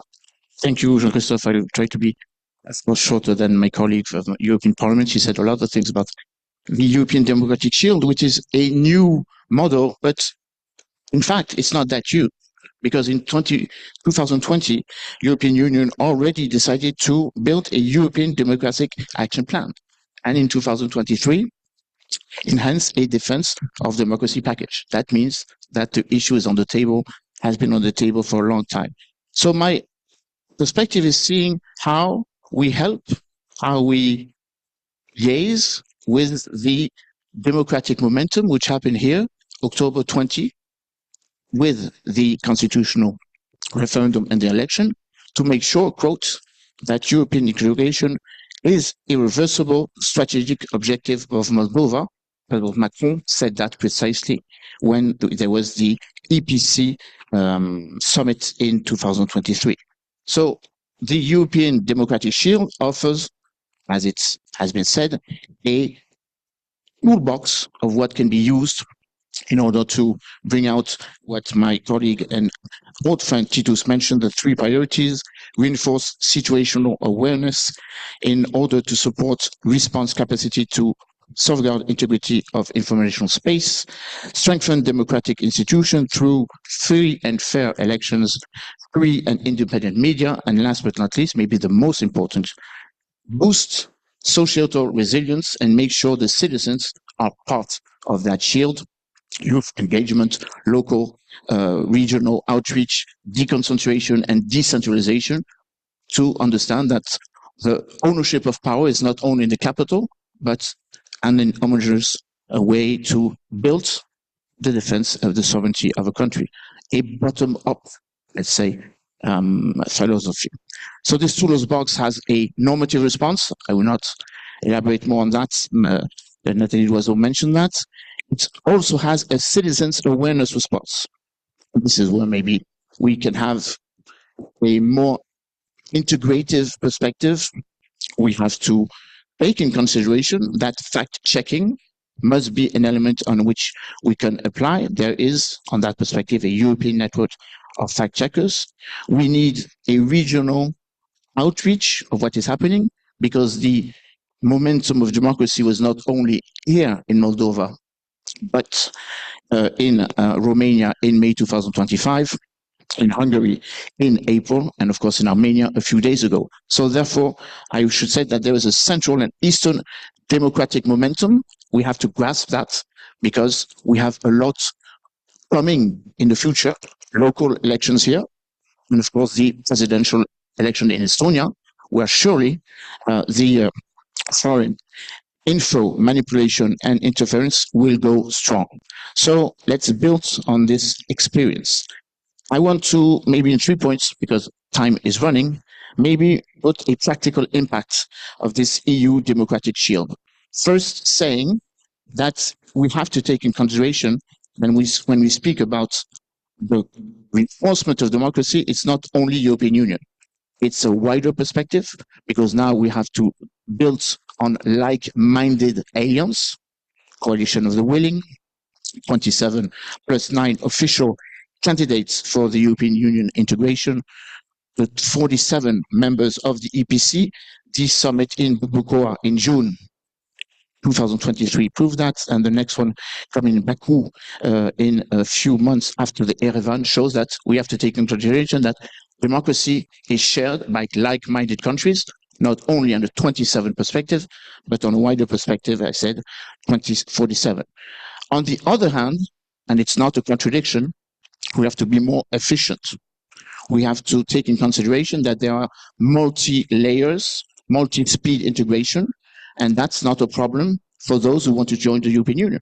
And we have to take in consideration the notion of the coalition of the willing, the pooling and sharing capacity, or the pooling sharing momentum. This is very true when we consider the fact that we have now 26 countries willing to enhance security guarantees for Ukraine, wider than Europe. We have 40 countries willing to assure or reassure the freedom of circulation and transit in the Strait of Hormuz. We have to go maybe, as the former Secretary General of NATO, Rasmussen, mentioned, to enhance the cooperation between European Union and countries who think and want to act in the same way. Let's put this in very simplistic way: those who will and those who can. And of course, I integrate Great Britain, Japan, Canada, Australia, New Zealand, and South Korea. It was very clear a few days ago in Evian that our closest partners of European Union is Canada, and this is why it is so important that Canada became a full-fledged observer of the EPC during the last Erevan summit. And on the other hand, we have to take in consideration here that there's a lot of inventivity when it comes to bridge countries who are in or outside of the European Union. The Bucharest 9 initiative is one. The 3 EU Seas initiative is another one. And of course, the Odessa Triangle format, bringing together Moldova, Romania, and Ukraine, is another one. I can elaborate on other formats, but I want to elaborate maybe on one, which I think is essential: a new Danubian integration process. 15 years, after the Trans-Danubian Cooperation Strategy, which was launched in 2011, there is a time to liaise countries from the Baltics to the Black Sea. And I think the new Prime Minister of Hungary relaunching this idea of a Trans-Danubian integration or Trans-Danubian system, I think would be of utmost importance to share and again to pull a certain number of perspective. Now, I want to finish on what France can do. I'm not on an official position. I know that the ambassador is here, so I will not take that the audace of speaking on behalf of France, but France has done a lot. Well, first of all, you all know that we are co-founder of the Sustain platform for Moldova, and we have to implement that very actively. We also have the certainty that the defense agreement, which was signed in March 2024, can go one step further, as we have done the same thing with the Quirinal Treaty with Italy in 2021, with the Aachen Treaty in 2019 with Germany, after the 1963 Élysée Treaty, what we have done the last May 9 with Poland, the so-called Nancy Treaty, which was enhanced after the meeting between Prime Minister Tusk and President Macron in Gdansk, therefore to have a more overall, let's say, multi-layer strategic agreement, not only when it comes to defense. Again, President Macron said that France would be always there to, I quote, sustain the indefectible sustain to Moldova's independence, sovereignty, and territorial integrity. Last but not least, we could and we should, and I think we will, take in consideration that when we have on the table the secure security action for Europe, the 150 billion of euros linked to that, there is a possibility to bring in common procurement, countries who do not belong to the SAFE project, and I think we should work on that on the basis of the security agreement in 2024. When it comes to fight against FIMI, let's be sure, and I think we can congratulate our colleagues from Viitor who have a close cooperation with the Moldova Strategic Communication and Disinformation Platform, the so-called Patriot Center. We can go one step further because the oncoming elections are important. And of course, I will finish with what the development, what the development agency is doing here in the field of energy with 310 million of euros invested in that perspective, amongst which 38 million for private companies, and of course, informal or micro investments with the agency Micro Invest. And last but not least, say that France would consider, and this is an academical perspective, that what is happening on the European shores of the Black Sea is important. There was a few days ago, one of my colleagues and friends, Loïc Hervé, from a senatorial mission, who went in Romania and in Moldova to enhance what we tried to implement with the Black Sea, the French Black Sea security strategy in 2024, which became a European Black Sea strategy.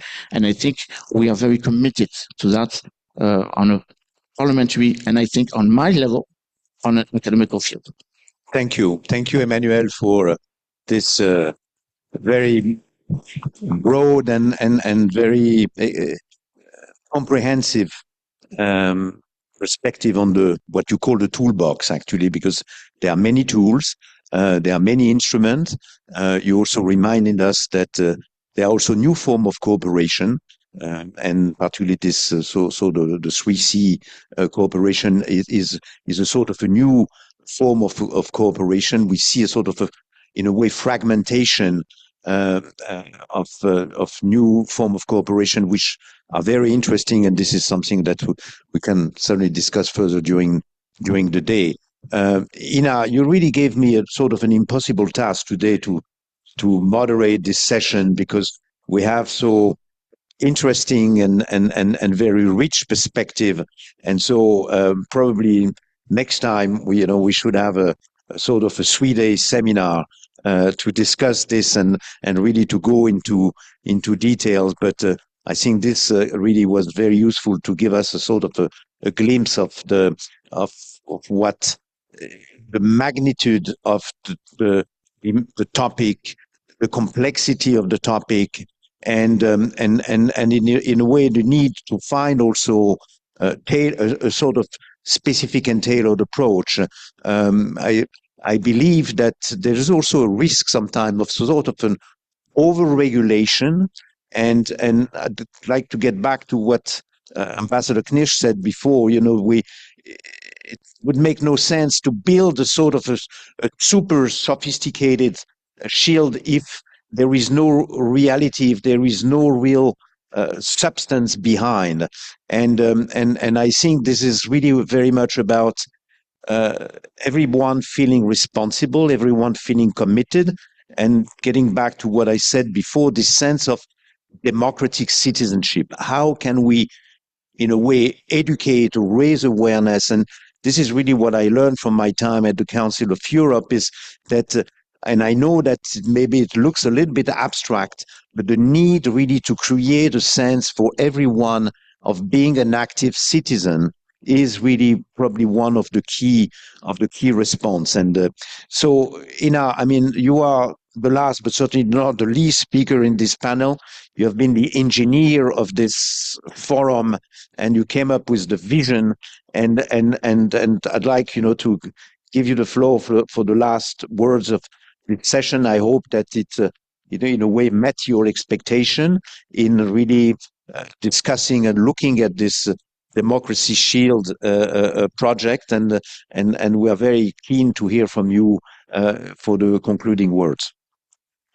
Thank you very much, Jean-Christophe, for doing this amazing work and moderating the first panel of the forum, and the most challenging, speaking about democracy in Chișinău, in the Republic of Moldova. And I am sure that we need to learn a lot from EU countries and about democracy and how to protect it in Moldova, because without democracy, we will not be able to reach our final destination and to be a member of the European Union, which can protect democracy and be a country with security and with additional value for the European Union. So I am very thankful for everybody, for all the speakers who came to this forum to speak about democracy. And actually our final objective or goal of the think tank we launched is to connect the main target groups involved in the process of European integration to the target groups in the European Union, to learn more about how to communicate with the citizens about the benefits of European integration, but also how to learn about democratic instruments and how to apply them in the Republic of Moldova. This is the final goal, and I hope this is our first forum, and I'm looking forward for more exercises and for being in direct connection with all of you and then expand our group with more valuable speakers. So very shortly about democracy. I remember the times of the Communist Party in the Republic of Moldova when it was impossible to speak about democracy and there was only one opinion. And then in 2009, we got a new government, an Alliance for European Integration, and things started to change. And Moldovans started to speak freely about European values. But those were, again, very difficult years for our country. So finally, we are in the 2026 with the 4 years of the war, full-scale war in Ukraine, which defends democracy on the whole European continent. And with Ukraine and the Republic of Moldova, with negotiations opened, so many processes are happening very quickly.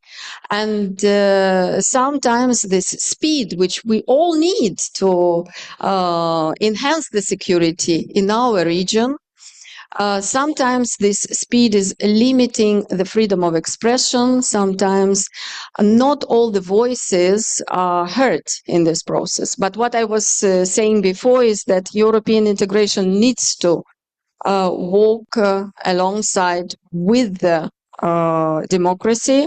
And this is the main challenge of how can we assure that democratic principles are implemented in the Republic of Moldova. Because in my point of view, a European democracy shield is not an external umbrella which will protect Moldova or protect Ukraine. It is a daily work on building resilient institutions and resilient communities which will apply all the values and principles of the European Union acquis.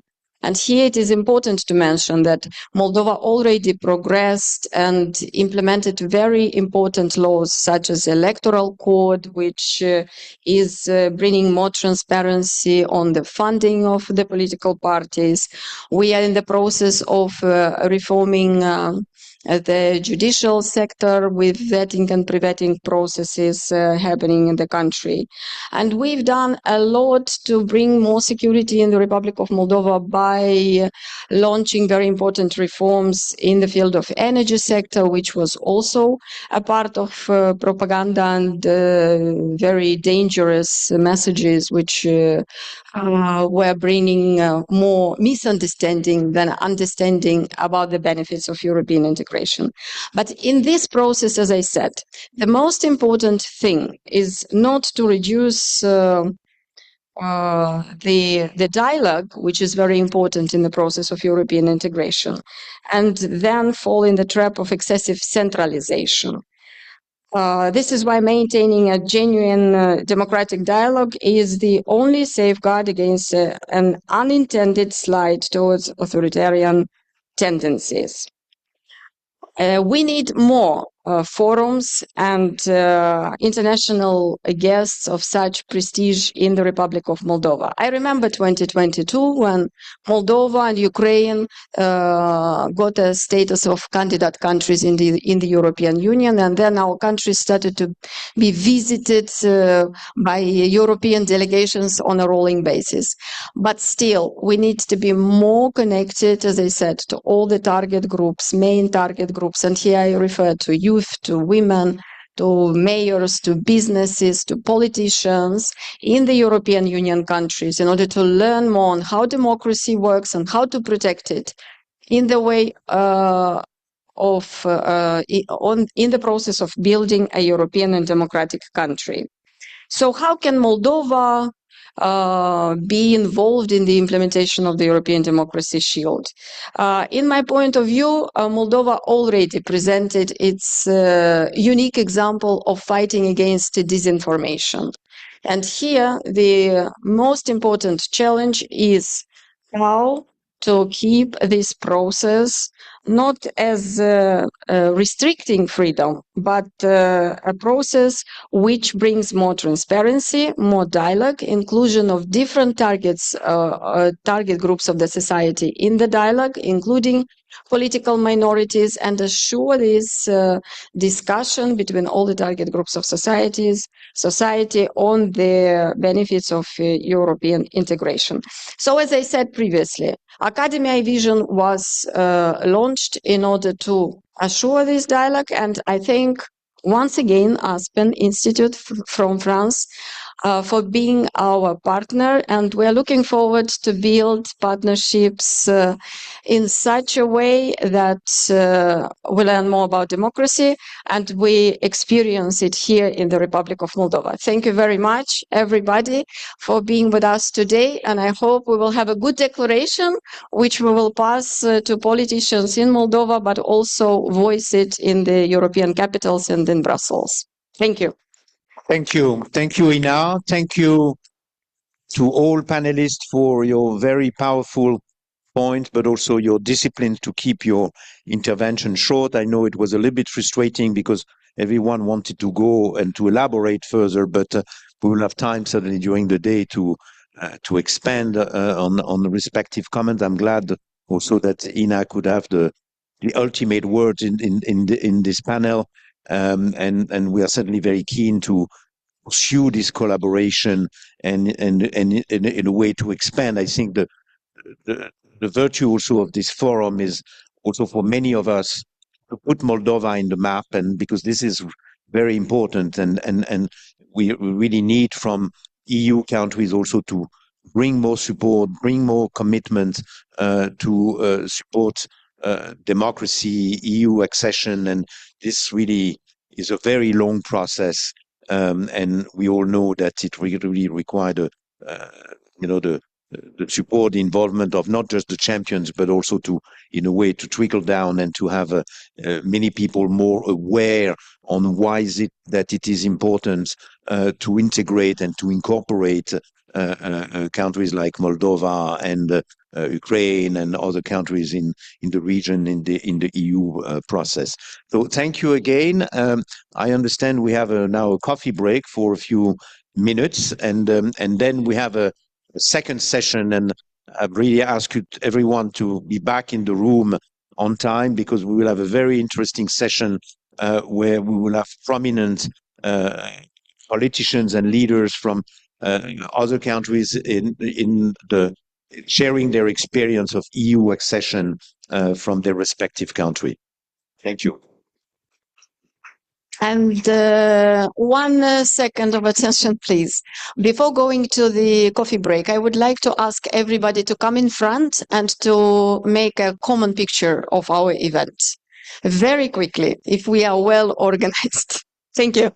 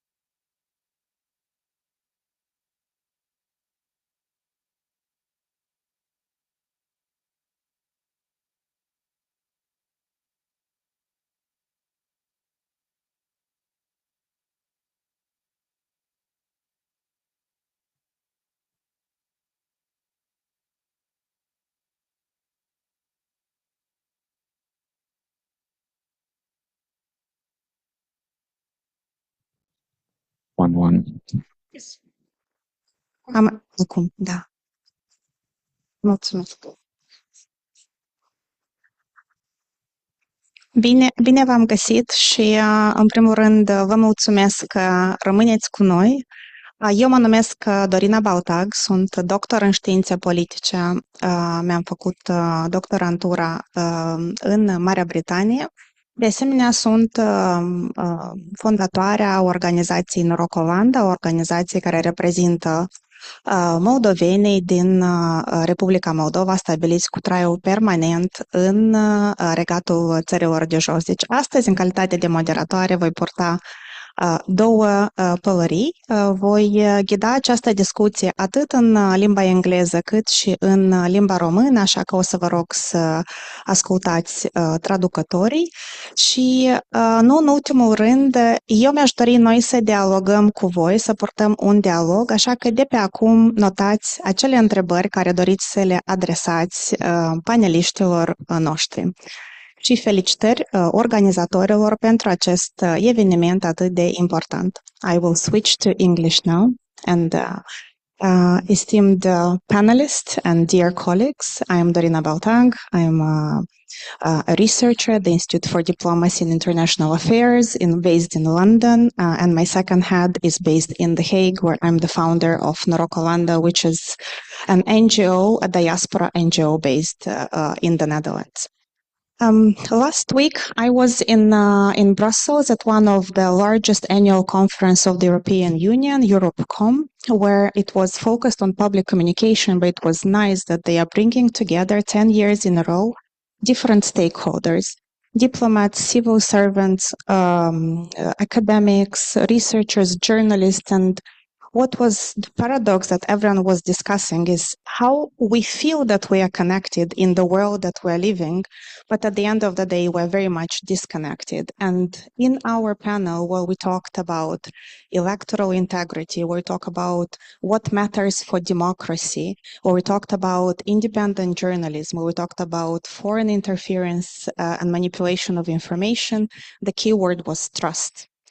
And as I was discussing with you before the panel, I think this is basically today what we feel is that we are more disconnected from institutions, we're more disconnected from each other, and we very much question this rapport that we have between each other, be it an institution or citizens amongst themselves and different groups of citizens. So how do we bring this public trust? And of course, our panel focuses on the role of journalism, and this is the fourth pillar, if you wish, in a democracy. But we talked in Brussels as well as about the fifth pillar, which is citizen diplomacy, or this citizenry when we are part of the democratic process and we rely very much on trust. So today we will be questioning this as a panel. How do we bring together and maintain independent journalism as this fourth pillar in a democracy? How does democracy thrive in countries like Republic of Moldova, like Ukraine, but also in EU member states countries? What makes it stand out and what makes it survive? We have 6 distinguished panelists. Each of them have a different background and expertise, but together they are going to approach a similar question that we are addressing today is to understand better how does independent journalism become a condition for the consolidation of democratic processes in our country. First and foremost, I would like us to teleport ourselves to Estonia, which is not that far away. And we are starting with the Estonian example because from all the research I managed to look into, it is a country that often is seen as an example of early awareness and institutional discipline in responding to information manipulation. Our first speaker is Mr. Marko Mikkelsen, who is member of the Estonian Parliament and chair of the Foreign Affairs Committee and representative of the Estonian Reform Party. But before that, before entering politics, he worked as a journalist and as a Moscow correspondent. He specialized in Russian affairs and is widely recognized for his expertise in security policy, transatlantic relations, and Eastern European geopolitics. So, Mr. Mikkelsen, could you please share with us this vast Estonian experience? It rests on three mutually reinforcing elements: a strong national framework for strategic communication, safeguards for media autonomy, and the durable public trust in democratic institutions. What can we learn from it, and what should we avoid, maybe? Thank you. Yeah, thank you very much indeed, and happy to be in Moldova again, and it's happy to be a participant of this very interesting, important event here. And also big congratulations to our friends here in Moldova, because this week is a really big milestone for you, and not only for you, but for those who would like to see Europe united and strong. Of course, opening up negotiations with the EU is only a kind of starting point in many ways. If I go back and think what happened with us in Estonia, we negotiated 7 years altogether. I mean, from starting the negotiations and then becoming a full member of the EU. In 2004, it took 7 years, and I think that you have to be very kind of calm and dedicated to understand perhaps that this road would be longer than you could expect at this particular moment. But what is most important, that what builds this trust within society, of course, is a kind of clear understanding what the vision of what the future of the nation and country should be. And one of its kind of success stories of ours, what we can tell when Soviet Empire collapsed in 1991, Estonia, and I would say also our very good friends in Latvia and Lithuania understood very quickly from first moment on that if we want to escape this imperial sort of nature of Russian oppression from East, we have to, as quickly as possible, to integrate into Euro-Atlantic structures like the EU and NATO, and that was built on both political strong consensus among decision makers, but also very well understood by people. But this wasn't, again, very easy to even for us, because I remember then we got closer to a referendum on the EU. The actual situation was like 50-50. It wasn't kind of clear cut that time, even for us. It's obviously. You have to be ready for the long game, and also for those who would like to derail this course. But shortly on public trust and the journalism or independent journalism in Estonia, we are relatively a unique example, of course, when it comes to those who once were under Soviet occupation or Russian being parts of Russian Empire, because it's a kind of institution as a independent journalism in Estonia is based on it's very long rooted in a way. The one is that the media outlets were present in Estonia already in mid-19th century. And starting from that time on, actually, the kind of trust of the public to read, to get news from media outlets existed throughout all of this time, even if we were occupied at one point. And today, in Estonia is one of the leading countries, in a way, of course, when it comes to freedom of speech and press freedom. We are number 3 at the moment in the world after Norway and Netherlands. But also at the same time, there is a big trust among population to really get their everyday sort of information from not only social media, as it is the case nowadays, but also from mainstream media. And there is also important to understand that if there is a trust to institutions or democratic institutions, including also the media part, and then in today's world, there a lot of media is consumed through the internet, online, and then it's a question how the media can actually survive in this environment in terms of what kind of economic model is possible.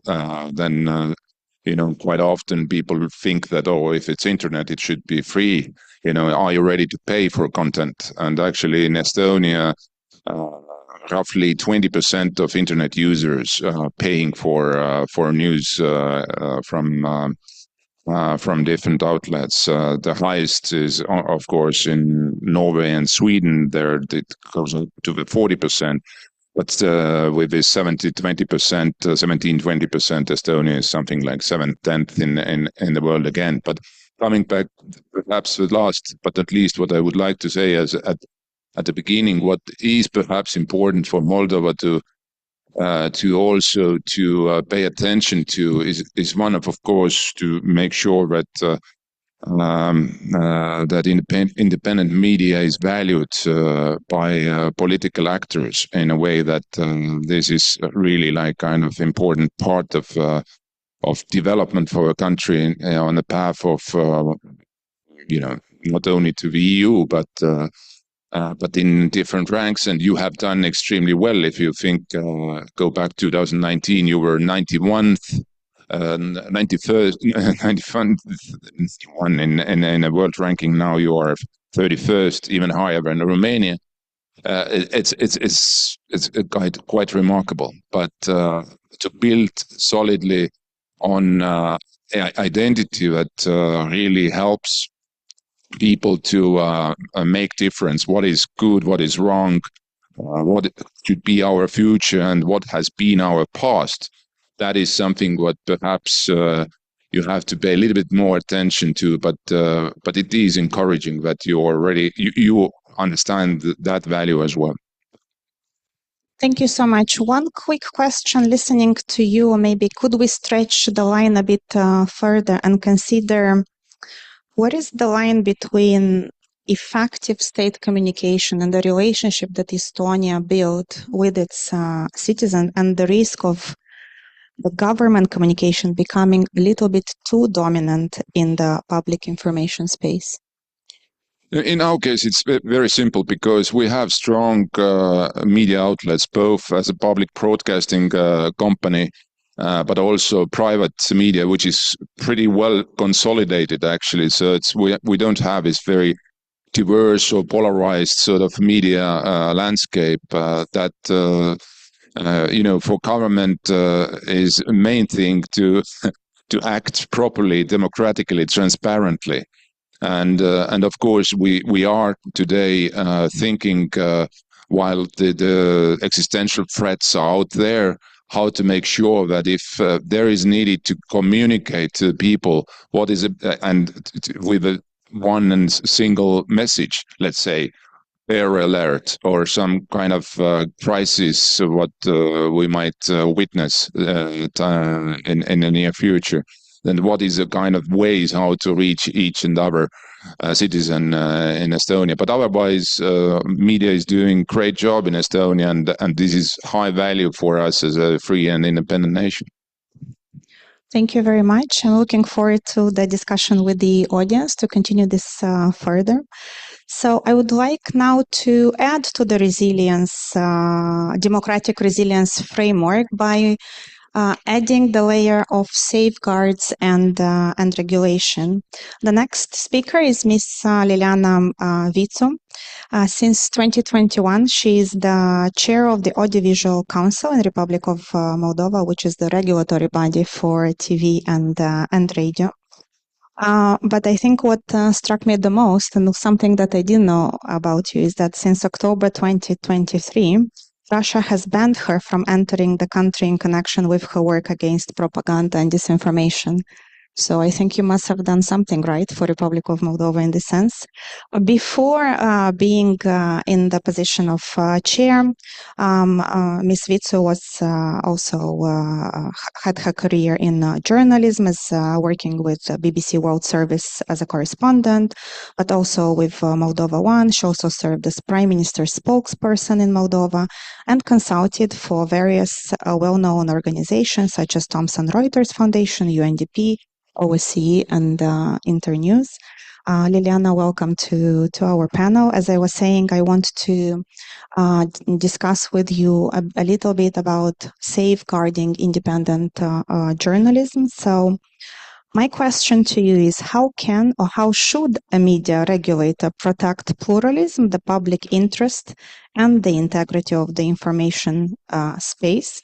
Maybe you can withdraw and extrapolate a little bit from the experience of Republic of Moldova, which now becomes an example and a case study for other countries. And this is what in Brussels I was asked about, and you have the expertise. Thank you. Bună ziua!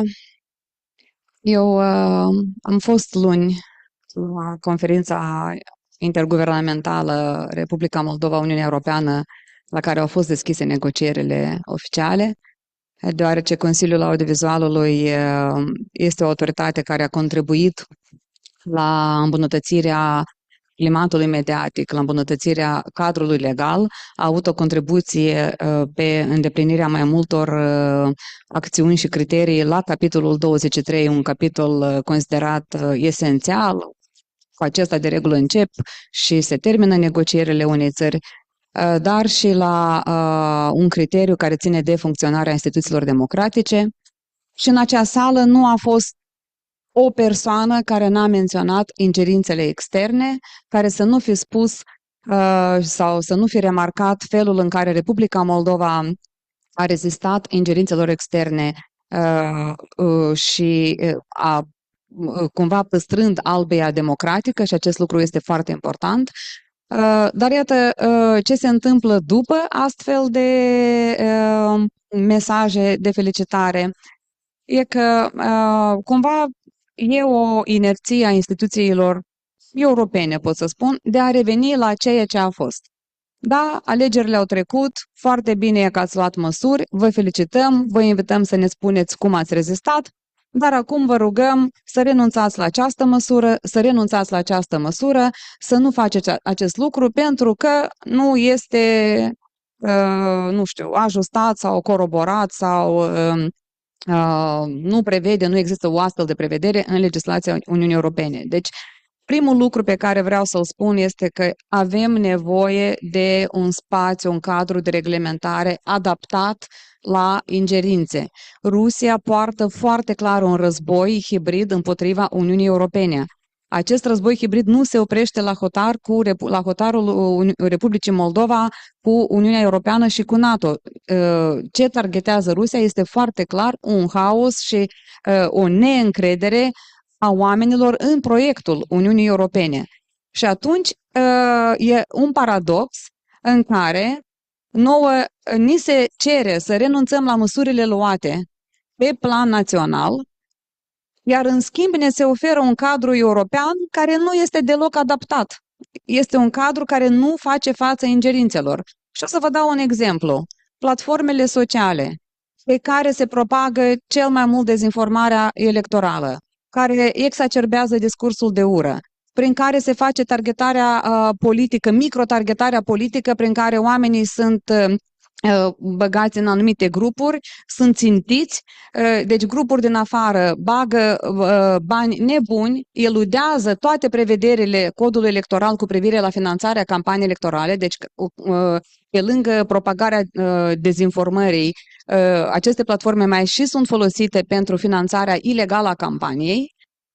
Și tot ce ni se spune nouă este așteptați până când veți deveni membru. Abia atunci veți putea pune în aplicare regulamentul privind serviciile digitale. Până atunci, pregătiți-vă, creați un cadru, gândiți-vă care va fi autoritatea ce va coordona serviciile digitale, pregătiți-vă de acei notificatori de încredere la care între timp platformele au renunțat. Bun, oficial ei zic că au renunțat doar pe Statele Unite ale Americii, pe teritoriul, dar din ce auzim noi, mai degrabă ai succes raportând ca o persoană fizică decât ca o instituție care are acest certificat de notificator de încredere. Și atunci noi suntem absolut descoperiți. Suntem la latitudinea platformelor, care din experiența și profesională și personală pot să vă zic, dacă în 2023 arătau o oarecare deschidere, în 2024 un pic de deschidere, în 2025 practic nu au mai vrut să mai coopereze cu autoritățile sau foarte puține au fost înclinate să coopereze. Mai mult, Telegramul, care este foarte toxic și folosit ca un entry point pentru ingerințele externe, a și acuzat statul Republica Moldova de cenzură în ziua alegerilor. Deci despre ce fel de pregătire, de aderare pe domeniul serviciilor digitale putem vorbi? Ce ne oferă nouă în loc Uniunea Europeană pe partea de reglementare? Deci, ăsta e primul lucru pe care am vrut să-l spun. Reglementarea trebuie să țină pas cu timpul. Ele și așa până când se formulează, până când sunt introduse în consultare publică, deja când ajung să fie aprobate, deja nu mai sunt ajustate, dar să nu iei deloc în considerare ingerințele externe și să le tratezi exclusiv ca libertate de exprimare și deloc ca măsură de securitate națională, îmi pare absolut irresponsabil. 2. În țara noastră, deseori, se vorbește aproape că la modul peiorativ despre faptul că avem o legislație bună, contează implementarea. Iată, eu vreau să vă zic că chiar contează să ai o legislație bună. Și în acest an am avut onoarea să fiu prezentă la lansarea raportului Indexului Libertății Presei de către Reporteri Fără Frontiere la Strasburg și ce s-a remarcat este că e un declin global pe indicatorul legislativ. Nu există voință politică în țări pentru asigurarea protecției jurnaliștilor, a activității de jurnaliști, nici măcar la nivel legislativ, dar aminte la nivel de implementare. Iată de ce, atunci când Republica Moldova urcă în 4 poziții în acest index și această urcare se datorează în principal amendamentelor la Codul Serviciilor Media Audiovizuale, asigurării independenței atât a Agenției Autorității Naționale de Reglementare, cât și a companiei publice Teleradio Moldova, cred că este foarte important să nu luăm ca pe garantate astfel de modificări. Ele sunt necesare și noi trebuie să luptăm să le avem. Iar după acest lucru, este foarte important să luptăm deja ca instituțiile să-și facă bine treaba. Și aici ajungem la protecția ziariștilor. Dacă e să mergem pe logica, da, avem o lege bună, ce folos din ea, atunci poate că nu era cazul să modificăm codul penal și codul contravențional și să spunem că ultragierea muncii ziaristului și că faptul că insulți ziaristul atunci când acesta își face munca poate fi pedepsit. Fie cu amendă, se poate ajunge și la închisoare în funcție de gravitatea atacului, inclusiv atacurile online, în spațiul online. Era bine să nu fie avut această prevedere pentru că oricum în Republica Moldova avem legi bune? Sau era totuși mai bine să avem această prevedere și acum noi ca societate civilă să punem presiuni? Bun, eu în acest caz sunt și reprezentantă a unei autorități, dar năravul de societate civilă e încă acolo și atunci noi să punem presiune pe autorități, autoritățile să pună în aplicare aceste prevederi. Și un al treilea lucru pe care, pentru că tot s-a vorbit despre încredere și în presă, da, eu mi-aș dori foarte mult noi să avem atâta încredere în presa scrisă încât să primeze mecanismul de autoreglementare versus reglementare. Eu cred că noi, cu cât mai mult vom progresa inițial pe mecanisme de coreglementare și apoi să vedem că se schimbă lucrurile, că autoreglementarea ia locul reglementării, cred că atunci vom putea spune că într-adevăr avem o democrație sănătoasă și solidă. Mi-aș dori Consiliul de Presă să fie instituția mai importantă pentru breaslă decât Consiliul Audiovizualului. Mi-aș dori să văd ceea ce am văzut și în Belgia și în Olanda și în Suedia când am studiat experiențele, că pentru breaslă să usture mai tare sancțiunea dată de Consiliul de Presă și mai puțin să conteze cea dată de autoritatea de reglementare. Când am preluat mandatul la Consiliul Audiovizualului, în decembrie 2021, mi-am spus un singur lucru în primul interviu pe care l-am acordat. Pentru mine va conta dacă a crescut încrederea publicului și a oamenilor în instituția CEAU-ului. Dacă oamenii vor considera că membrii și-au făcut bine datoria, judicios, fără influențe de orice natură, dacă vor considera că noi i-am apărat, i-am protejat ca beneficiari de informație, dacă vor vedea că noi am luptat pentru, nu știu, mai puțină violență, pentru respectarea minorilor, pentru protecția minorilor, atunci eu voi considera că mi-am făcut bine munca. Și vreau să vă spun că de la un 27 avem deja niște studii care ne arată că ne apropiem cam de vreo 50, poate chiar peste 50% de apreciere și de încredere. Sper, mai avem un an și jumătate de mandat, sper că poate până atunci vom îmbunătăți lucrurile. Și asta nu o zic din vanitate, dar pentru că asta e ceea ce agresorul și inamicul țintește în primul rând. Lipsa de încredere în instituțiile statului ca pe o vulnerabilitate pe care să o exploateze pentru a ne distruge nouă democrația. Liliana, îți mulțumesc în primul rând pentru pasiune cu care ai vorbit. Da, bine. Ai punctat 3 direcții importante. Ultimele 2 țin de nivelul național. Eu vreau să revin la primul, pentru că nu este puțin important. Ce pârghii avem noi pentru a influența Uniunea Europeană? Și când zic noi, aș vrea să vedem ce alți actori trebuie să contribuie la acest proces pe lângă instituțiile statului.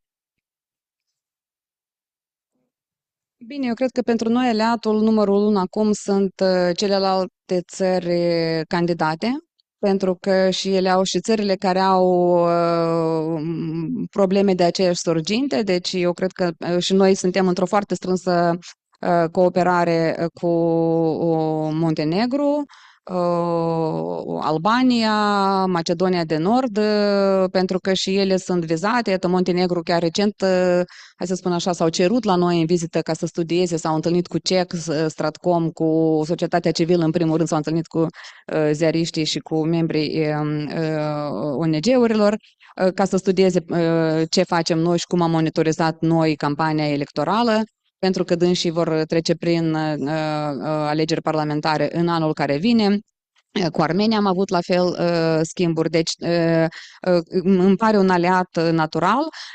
Bineînțeles, avem un schimb foarte, foarte strâns cu țările baltice, de altfel primul turneu pe care l-am făcut noi pe plan extern când am preluat mandatul au fost Estonia, Letonia și Lituania. Și apropo, poate un disclaimer de cât de importantă este încrederea. Deci când mi-a spus mie Cristi Talving, directoarea Asociației de Protecție a Consumatorului, din care face parte și domeniul audiovizual, că dânsa într-o zi, stând într-o ședință de 15-20 de minute cu juristul și șefa departamentului de monitorizare, pur și simplu a dat o prescripție pentru toți providerii de internet să închidă vreo 150 de site-uri rusești, pentru că acolo era narațiunea războiului și propagarea războiului. Când eu aflu cum în țările baltice se închid câte 50-60 de televiziuni rusești, toate finanțate de Gazprom, doar prin alinierea la sancțiunile UE-ului, mi-am pus întrebarea ce s-ar fi întâmplat dacă acest lucru l-am fi făcut noi, fără ședințe transmise live, fără mega comunicate de presă, doar dictându-te de securitatea națională. Pentru că la noi, în acel moment, 2021-2022, noi eram în fază de post de capturare a CEAU-ului, acea încredere lipsea. Pentru că în Estonia oamenii au încredere în autorități și în această autoritate. Nimeni nu și-a pus problema dacă ce a făcut sau ce n-a făcut autoritatea a dus cumva la îngrădirea libertății presei. Oamenii au înțeles foarte clar că autoritatea își face munca de a proteja și de a proteja acel spațiu național. Îți mulțumesc, Liliana.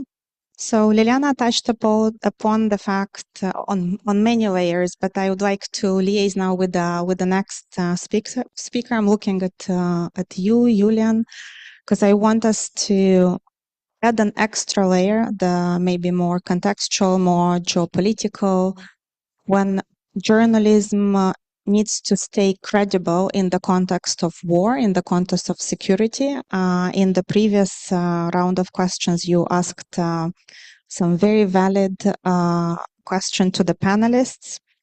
And I think when it comes to the war in Ukraine, many and the generative AI and the manipulation and how emotional it gets, we lose the citizen very often than not, and we also lose institutions and credibility in institutions. But before I frame my question, allow me to introduce Julian Robka. He's a German journalist and conflict reporter who has covered wars and security issues for more than a decade. As a senior editor and defense correspondent at Das Bild, he became widely known for his reporting and analysis of Russia's war against Ukraine, combining open source intelligence, battlefield developments, and on-the-ground reporting. And his work contributed to public understanding of modern information warfare, disinformation, and the challenges facing independent journalism in conflict zones. Julian, drawing on this vast experience that you have, what can newsrooms learn about making complex issues accessible, engaging in this very geopolitical sensitive area, but also getting the citizen closer to the core of the issue instead of making the citizen feel that they no longer trust anything they read? Yes, thank you very much for the questions. Also, thank you very much for the invitation. I think, at least in Germany right now, the war in Ukraine is getting crucial to who is becoming the next chancellor in Germany. Because we have two parties, mainly one right-wing extremist, one left-wing extremist, and both are basically telling that our government is only making policy for Ukraine. So this is their new narrative that our chancellor is the chancellor of Ukraine in reality, because we are giving around 2% of our national budget to the defense of Ukraine annually.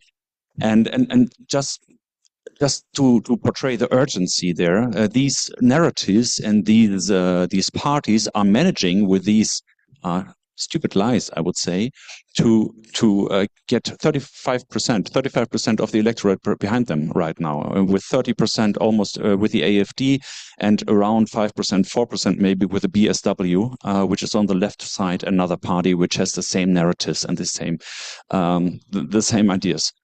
So this is the context. So what are we doing against this? At least over the past years, since the beginning of the war, we have been trying to transport an objective picture of what's happening in Ukraine. And I'm always emphasizing that objectivity is very important to me. Neutrality, not at all. For me, a journalist who claims to be neutral is lying to everyone, because everyone is biased. You know what's going on. And also, if you're seeing that one country is attacking another, then it's basically evil against good. I mean, this is the underlying thing there. So still, objectivity, I think, is very important. So we tried to give the people an understanding of what's going on in Ukraine by doing almost a daily show over the past years. What we tried first is to go where the people are, and this only works to a certain extent. But as you know, traditional media, print media is in decline, the same in Germany. I can tell you that our newspaper had 5 million readers per day in 1990. It had 1.2 million when I started there, 2015, and it has 650,000 a day right now. So print media is not the first way to approach people, I would say. So online media is the alternative, but still, I think it's quite hard to get people to come to your homepage, especially when there's a price to pay sometimes for this. It didn't always happen, but some of the series were behind a paywall. So what we did is going to social media, because we think this is where the people are, and we choose YouTube for this. Not because it's the most used media. I think TikTok would be more interesting, but as our show was more than 30 seconds, but mainly 20 minutes, 15 to 20 minutes, we went to a format and to a portal which was specialized on these longer videos. So yeah, what you try to do there is to always give an objective idea, and this basically means that since 2022, Russia is winning most battles in Ukraine. I think whatever town we are looking at, city which was fought about, unfortunately, Russia won these battles, and we were documenting day by day, at least twice a week, sometimes 5 times a week, portraying what's going on there. We were going to every little village. You have to do this when you have a daily format, because otherwise you don't know what to do. And trying to show what's going on with always live videos, everything verified by ourselves. Fortunately, there are lots of experts on the internet, on X, on Telegram, which are verifying this. But still, you need a second verification as a journalist. You cannot just say, okay, someone did it, so let's take it. So this is what we did over the couple of years. I think we did almost 700 episodes, and we reached altogether 250 million viewers on YouTube. And this is quite a lot. I think this gave quite a basic understanding to many in Germany. Each episode had between 200,000 and sometimes 500,000 viewers to see what's going on there. And then, of course, just talking about this, I thought what you said about institutions is also very, very interesting, but I will not touch upon this because the question was very specific. To get authenticity and to get trust, of course, it's not enough to do this from a Berlin office, and it's not enough to do this from a Berlin studio. So I decided very early, and I was not pressured by this to do this from my superiors, but I decided very early that I have to be at the front line now and then, very close to what's happening there. Mostly embedded with Ukrainian soldiers, people asking why not with Russian soldiers. Russian soldiers would not let me go home again. So that's why on the Ukrainian side, we were embedded like every 6 months.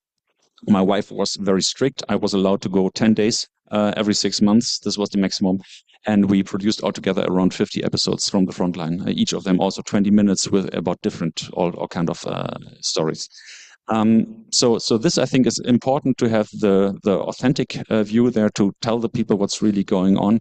And also, of course, always to have the facts. Like if someone is saying we're giving all our budget to Ukraine, you say, no, it's not all our budget. It's 11 billion. It's more than anyone else here in the room in Europe, which I have to say. And I'm looking at France and Great Britain and other big economies, especially, which are not doing enough to support Ukraine. But still, this is, as I said, it's 2%, maximum 2% of our budget. But still, I think these facts have to be transported together with daily or regular news from what's going on to get a realistic picture. Julian, could you elaborate a little bit on your opening remark that Germany also deals with polarization, also deals with let's say, disengaged audience, certain groups, also deals with hostile audience, right? Because you also have a very diverse society. How do you think journalists should deal with that, especially when we talk about the war, the influence of the war, and especially when the war becomes the normality of the day, and also because people are exhausted to hear about the war and then they roll their eyes, and also some civil servants in institutions, not only citizens. Yes, I'm always bitterly smiling when people are saying, I'm tired of the war in Germany. Because I think, have you ever been to Ukraine? You know, people being tired of the war, this is because your house got destroyed, your friends got killed, and you cannot sleep every night because you have these alarms going on. Which I think, because I have been so often there, the best thing, I was joking, the best thing against Schad is earplugs, because then you just sleep the night. But jokes aside, I mean, yes, you're absolutely right. People are getting tired of what's going on there. And unfortunately, facts are being replaced by narratives which are spread by extremist actors, I would say, like Ukraine is to blame for everything, like NATO started all of this. Like, why didn't we take the negotiation offer from April 2022 and all these myths which are built around the ongoing war there. And Yes, right. You said these audiences are very diverse. I can see this very much from the comments under our videos, where we are seeing, I would say 90% of the comments are pro-Russian, of the German comments, but we can also see from the entire audience of how many people are watching this, that based on the title, if we have a pro-Ukrainian title there, something is going well for Ukraine, we have much more viewers, because Russia is winning again, Russia is capturing this town, it looks worse for Luhansk Oblast or something like this. This always is the same, and this is boring. But if you have something special like Operation Spiderweb, or like recently the bombing of the refinery in Moscow, I think this is something where people are saying, oh, maybe there's something happening. Maybe it's not just a Sitzkrieg, as you know, maybe the French and the Germans know best from the First World War, but this is really a hot war where something is going on. So this is really interesting for us to see that the people who are trying to gain the narrative, to being the loudest, being under all your social media posts, I'm always hoping they are sitting in St. Petersburg, but I think they are sitting in Germany, most of them. But the people interested in this, and I hear this from many sides, including German army, including other journalists, including Ukrainian media, which, that's ironic. Ukrainian media has to watch my videos to make reports out of this, because due to martial law, they are not allowed to watch the Russian videos and claims in their own society, which is totally fine. Martial law is martial law, but still, I see that this show is was very important. Now we are pausing it, at least, to also Ukrainian media to get an understanding of what's going on beyond government propaganda, which, as you know, mostly said everything is okay. When we think about Khmud, when we think about Pokrovsk, when we think about Avdiivka, right now when we think about Konstantinovka, where you cannot hear in Ukrainian, not public, but also private media, that it's looking really bad for the city. So that's what I mean. Thank you, Julian. I'm sure you have much more to share also from the field. So I'm looking forward to the interaction with the audience in this sense. You mentioned one thing which is very close to my academic heart, and this is data and facts and evidence, how relevant and important they are. But then when you are a little bit of a data nerd, nobody wants to hear about research. Especially, I'm thinking of the most recent developments in Moldova, which was the parliamentary elections. And when it comes to elections, we are the select few, let's put it like that, when data numbers really matter to us, but then they also used by forces to skew the results, to shift public opinion. So I want to introduce Daniel Kerekesh, which is a fellow academic who is also not unfamiliar with the Republic of Moldova. During Moldova's 2025 parliamentary election, I think you spent 2 months in Moldova as political and campaign analyst with the INEMA election observation mission. You are a data journalist and election expert with 10 years of experience in international election observation. And his work brings together electoral analysis, data interpretation, and practical observation of democratic processes. Daniel, tell us a very unfair question. How can data-driven journalism make democratic processes more, not necessarily transparent, but more consolidated in a way that we do not alienate the citizen? Bună ziua. Thank you very much for introducing myself. I was thinking a lot how to answer this question, and I will do it more personal, and a little bit I will repeat what Madam Viitor already said, because I came from the country which is in European Union, but in terms of fighting foreign interference and protecting journalists and so on, it's probably one of the worst example in the European Union. And I must say that last year when I came here to Chișinău, and I worked mostly on campaign finance and party finance, analyzing, I must say that I was very, very positively impressed how well regulated is campaign and political party finance in Moldova. For example, in comparison to other European countries, or in comparison to other or at least considered well-developed democracies. And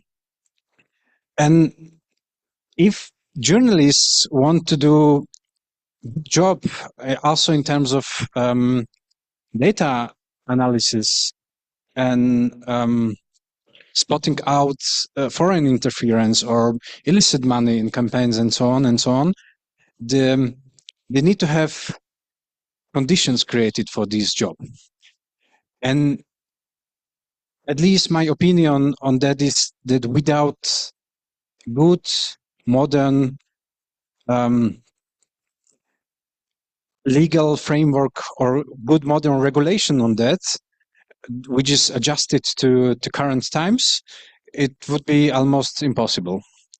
What I saw also working in the field of election campaigns and electoral integrity and so on, is that some countries have some extent of campaign finance and party finance regulation, which creates the situation where political parties have official wide budgets for financing and for reporting to authorities. That's well transparent. And then aside of that, all of the other money are in like some grayscale accounts and in cash and so on and so on. So what's important for journalists is that authorities create such legal framework, such regulations, where the gray space is shrinked to minimum. And then they can really focus on interpreting what they see in these transparent accounts, in this report that political parties must present to authorities and must publish before or after elections, whatever. That's the way how journalists can actually work and interpret the data. Because what's the problem, and that's also a problem in Slovakia, is that journalists and media tend to interpret the officially published report about the electoral campaign, but that's the only tip of the iceberg. It's probably just a few percentages of money that actually went into the campaign, and into the rest of the money flowing into campaign and also foreign interference, they have no access, not even possibility to somehow analyze it. So what I wanted to kind of understrike is that a good, very, very good and modern regulation and legal framework is very crucial for the work of journalists in that field. And also what was said already, authorities, and not only authorities, but all election stakeholders should work on building the trust into institutions, into authorities, but also into media, and not fighting against them, as example of Slovakia, but educating the audience, educating the voters that some media meet the standards of independent journalism and quality journalism, and telling the voters and telling the audience, this is the credible media, please follow that, please follow credible sources. And so, yeah, so working on the trust in institutions and in media as well, and working on credibility, that's the more role of media. Yeah, that's probably what I wanted to say in the beginning. Daniel, just out of curiosity, what is the most common stereotype about the use of data by journalists? And the second one is, what is the most common mistake that journalists make when using data and reporting on elections? Oh, well, sorry, what was the first question? I forgot already. The stereotype. A stereotype about the data in journalism?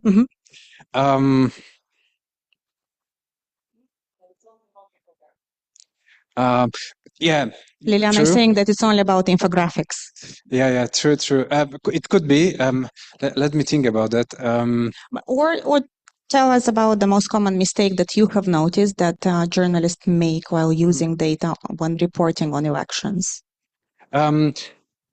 What I already mentioned, working only with the officially published reports or sources, if we're talking about the electoral integrity or about the elections. So instead of like digging more deeper into, for example, shady financing or grave financing, they somehow interpret only what is officially published by, for example, by political parties or by regulators, authorities, whatever.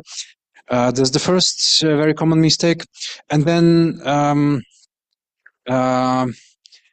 then very, very common mistake is interpreting public opinion polls, which is, by my opinion, super simplified, without a proper explanation, what are the limits of such measures, of such polls, and that's the thing. And also, a quite common mistake is,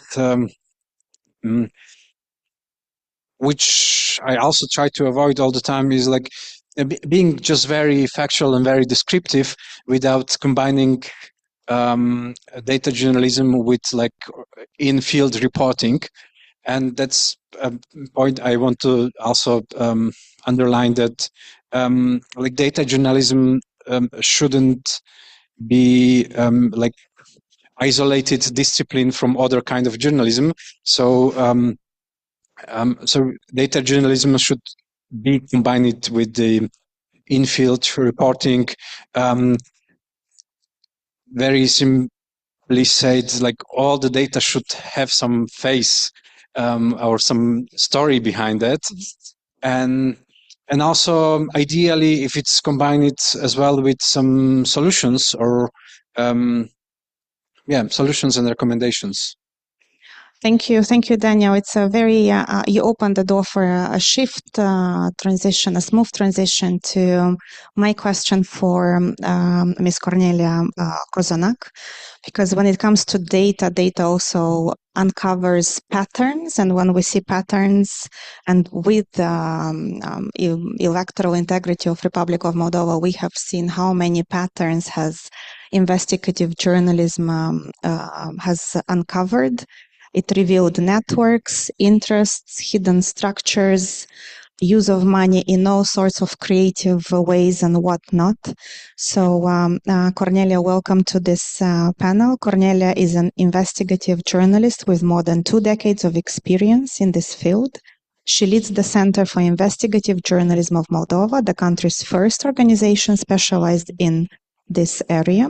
She's also the editor-in-chief of the investigations and news portal anticorupție.md, which we in diaspora used extensively. So thank you very much for the work you have been doing.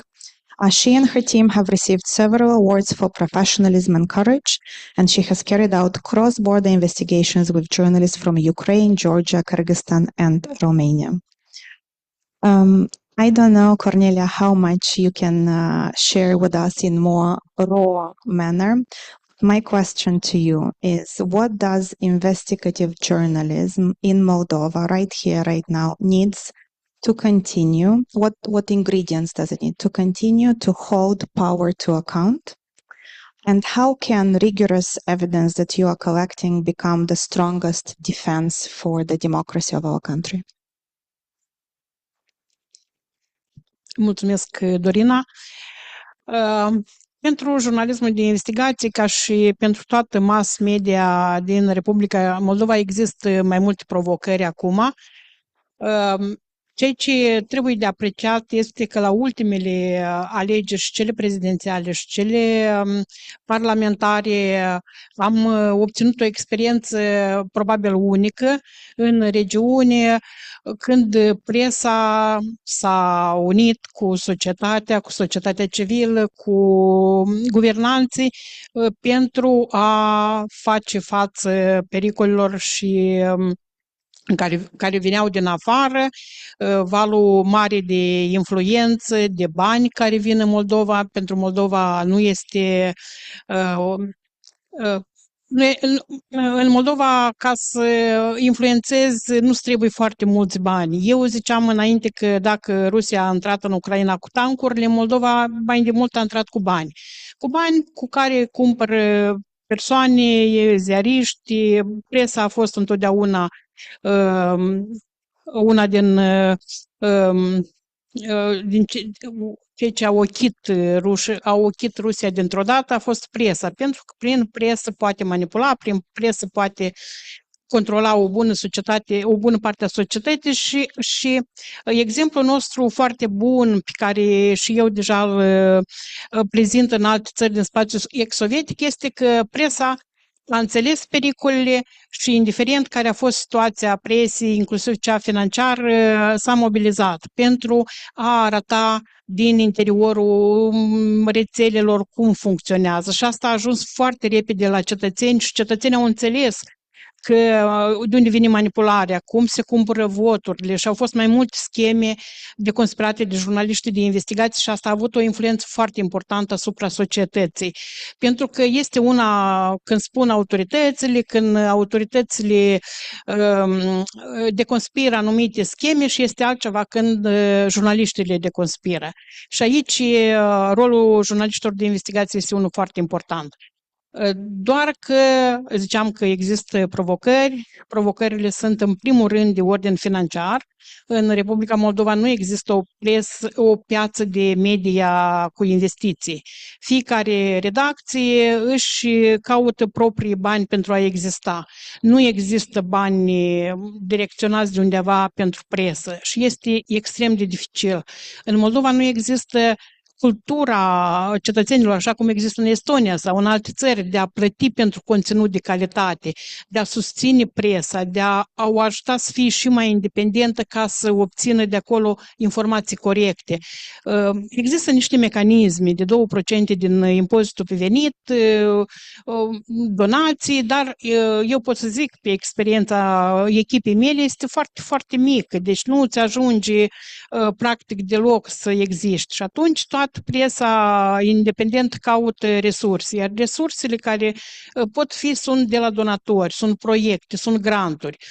Donatorii în ultimii ani s-au redus considerabil, mai ales de când s-a retras asistența americană și cei care acordă acum susținere presei din Republica Moldova au anumite priorități și presa care aplică se pliază pe cele priorități. Este adevărat că combaterea propagandei, influența externă este una dintre priorități și aici se încearcă să se lucreze.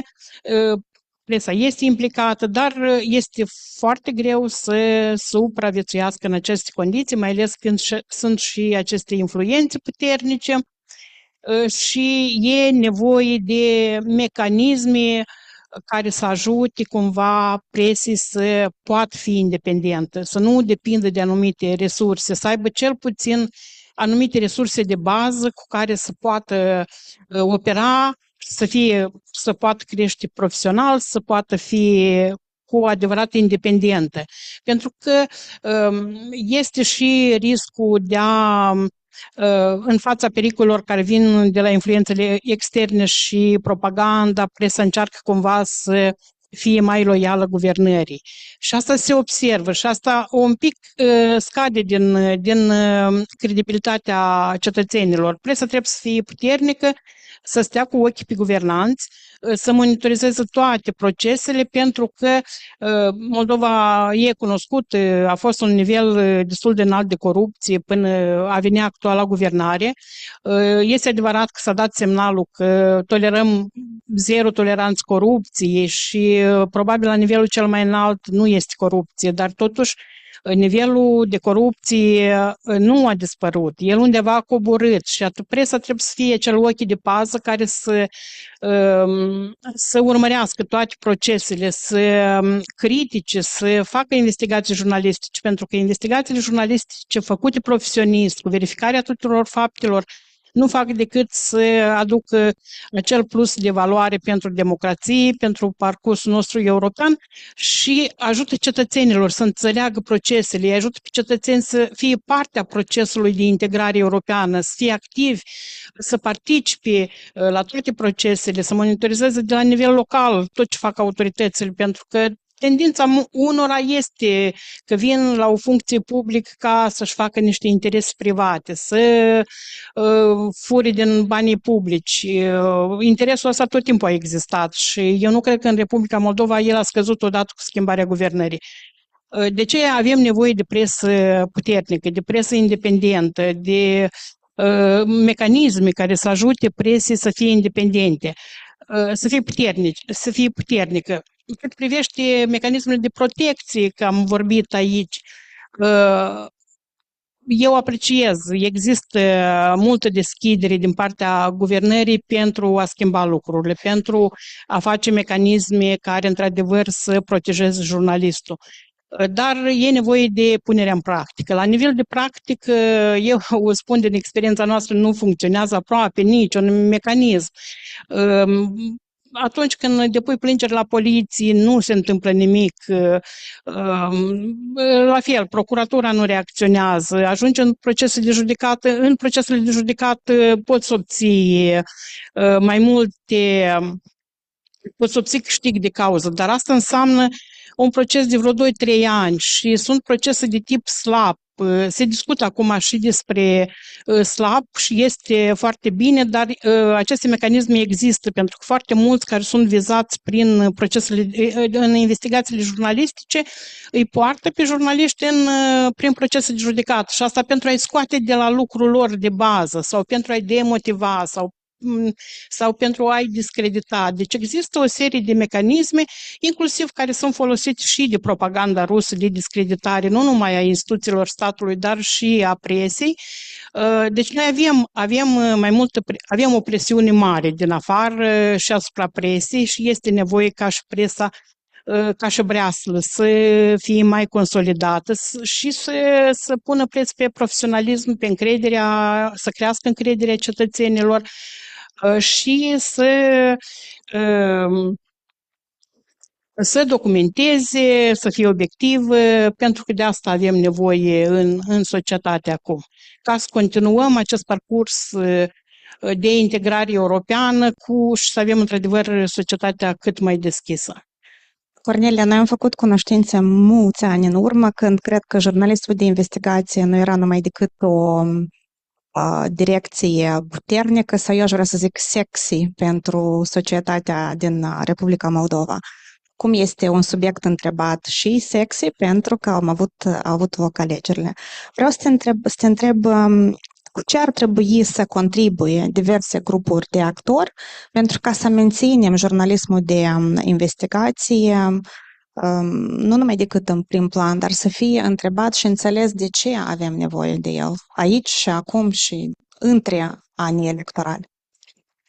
Eu nu știu ce mecanisme am putea prelua din experiența țărilor europene, dar cel mai important ar fi susținerea din partea populației, cetățenilor, dar asta trebuie să creștem acest nivel de cultură și el va dura. Percepția populației nu se schimbă foarte ușor, deci aici trebuie și presa să fie mult mai, să încerci să fie cât se poate de obiectivă, să nu dea, să nu lase loc de interpretări sau să ducă la scăderea încrederii cetățenilor. E nevoie de mai multă implicare și din partea societății și a actorilor guvernamentali și a presiei, mai multă solidaritate ca să găsim acele mecanisme care ne-ar ajuta ca să facem, în primul rând, presa rezilientă și după asta presa să ajute societății să fie rezilientă la pericolele externe. Este dificil, dar eu mă bucur că în Republica Moldova există câteva echipe de jurnaliști de investigație bune, foarte bune chiar și asta am dovedit-o și în cadrul campaniilor electorale. Nu a fost nevoie ca cineva să ne coordoneze. Fiecare s-a implicat pe domeniul său, pe anumite segmente și a informat cât s-a putut de mult cu dovezi, cu investigații foarte bune cetățenii. Și eu cred că asta chiar a avut o pondere destul de importantă în menținerea Republicii Moldova pe calea integrării europene. Îți mulțumesc, Cornelia. Thank you very much. I think one point that stood out for me, how important it is to invest continuously in the political culture of our societies, broadly speaking. And I want to link it back to what we started with, which is public trust. I'm looking at you, Mihai, because you are involved on a daily basis in debates. So Mihai Isaac is a permanent guest on TVR Moldova's Impact Global. He has a vast experience and academic background, and he brings together public administration and political science expertise. He is explaining regional and international developments to wider audiences, also leading debates on about regional war, geopolitical competition, foreign information manipulation, electoral integrity, and like many of the sensitive issues that we have been discussing probably in the last 2 or maybe even 3 years. But what I am missing as a citizen of this country, being born and raised here, is the relationship with the citizen, the one that's watching the TV. So maybe a bit of a complex question and an unfair one, since you are the last but not least in this panel, but I would like to open Pandora's box and discuss this also with the audience. How can independent media make these complex debates that you are part of more understandable, more relevant for citizens, without amplifying polarization, fear, or mistrust among citizens? You can choose either Romanian or English, whichever you prefer. Thank you. I will address in English. First of all, congratulations to the previous speakers. It will be hard for me to follow on your steps. First of all, Moldova was a battlefield and was a laboratory for Russian secret services, applying different strategies to put in place what we call divide et impera strategy. So they turn us against each other. We have seen in this we have seen maybe in the last 3 years, but here in Moldova we have suffered different forms of what we call now cognitive warfare, hybrid warfare, for many years. Even in our history, if we look at the Russian invasion in the 90s against the Republic of Moldova, which is not talked about a lot in international media, but one of the first step of the reimperialization of the Russian foreign policy was the war against Russia against Moldova. I'm sorry, in the 90s. So it's first of all we have independent media. And here Mrs. Kozonak can say more about it, because of the help of partner states, of international organizations. And it's true, the withdrawal of the American assistance has taken its toll. But fortunately, the effect of this withdrawal, we feel it today, after the elections. But we have seen now how the pro-Russian political parties here in Moldova are fighting for the title of the most Trumpist politician in the Republic of Moldova. Also in other parts of the world is the same thing. So we, independent media, has been able to, let's say, help the public debate in the Republic of Moldova because of the help of partner states. We do not have resources inside the country to have independent media. People of the Republic of Moldova or Romania do not like to pay to read independent news.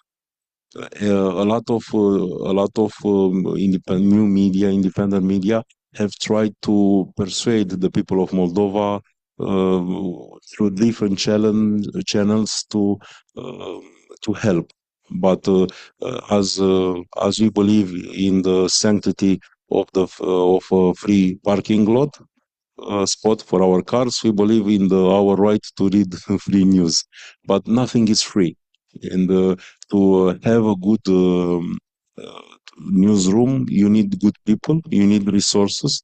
A lot of good ideas go in the heaven of the good ideas because you do not have the resources to implement them.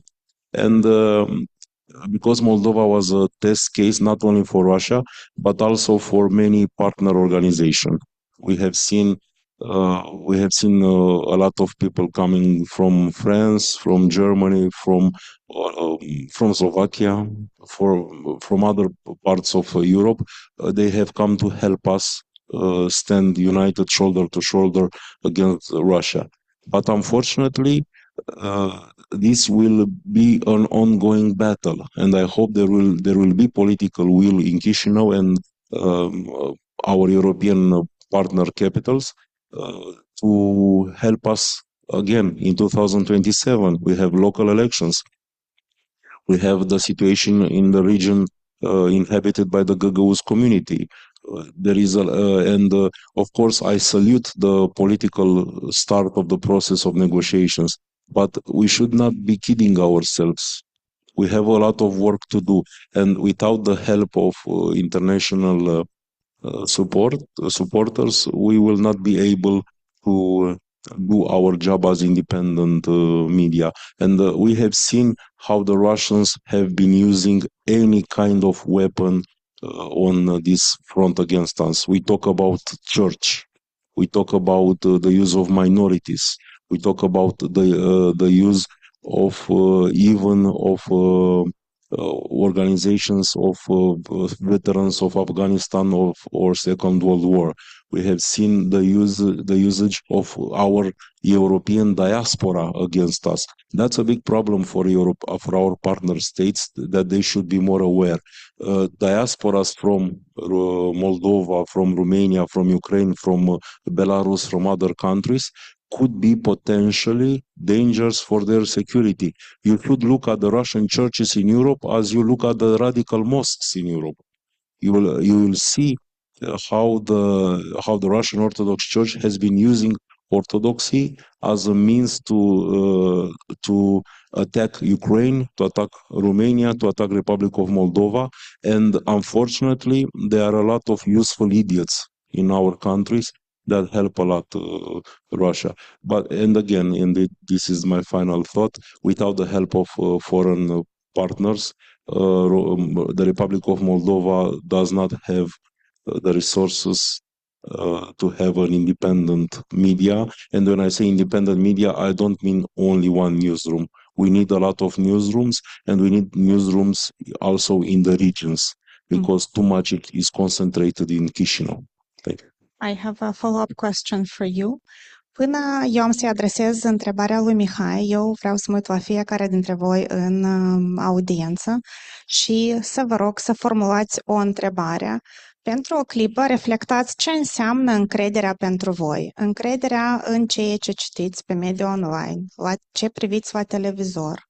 Și din această perspectivă, când sunteți un consumator de aceste știri, fie că este pe TikTok sau citiți de pe anticorupție.media, ce vă face să aveți încredere, ce fel de întrebări vă apar și să adresați o întrebare către paneliștii noștri. Vom dedica 3-5 minute în acest sens.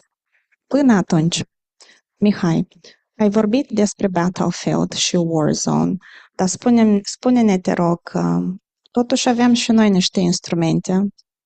Da? Deci nu aș vrea doar să zicem și să rămânem cu această impresie și informație bine cunoscută ce instrumente utilizează Federația Rusă și cum manipulează, dar cred că am ajuns și noi să fim un pic mai maturi și nu atât de verzi. Ce instrumente avem noi pentru a aduce cetățeanul mai aproape? Instrumente legale, am văzut că autoritățile de la Chișinău au implementat o serie de măsuri destul de noi pentru zona noastră. Practic, autoritățile au fost nevoite să improvizeze măsuri legislative pentru a putea proteja spațiul informațional.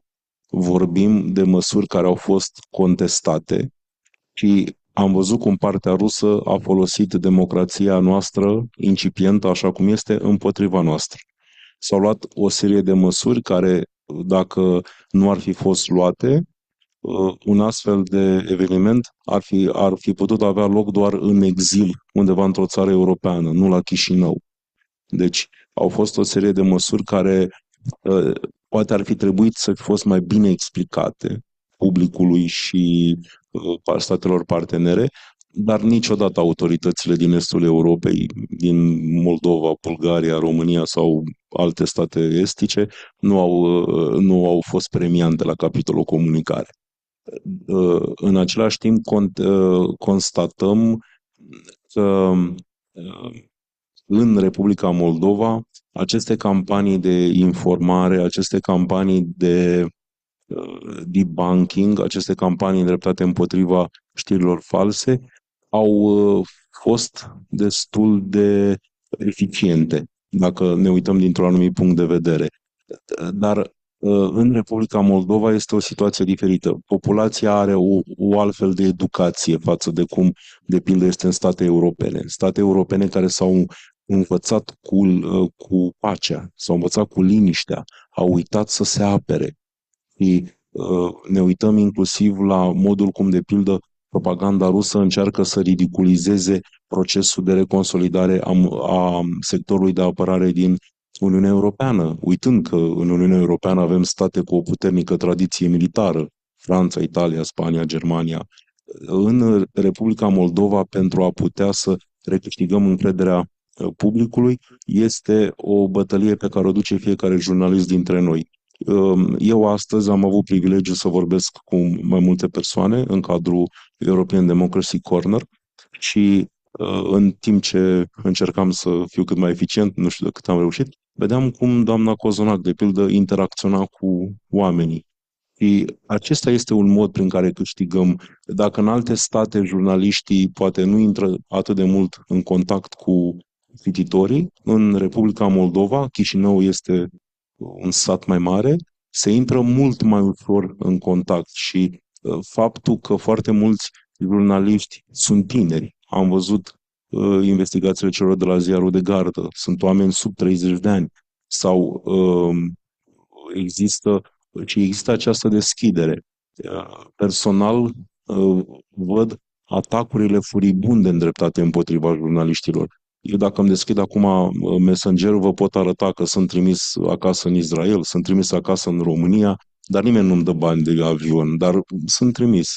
Și avem din păcate această propagandă dură împotriva jurnaliștilor și doar prin personalizarea relației cu cititorii de multe ori putem să trecem peste acest lucru. Îți mulțumesc, Mihai, și acum aș vrea să dăm microfonul în audiență către voi, să adresați o întrebare, poate să fie un comentariu sau o reflecție, nu trebuie să fie numai decât o întrebare la subiectul panelului nostru.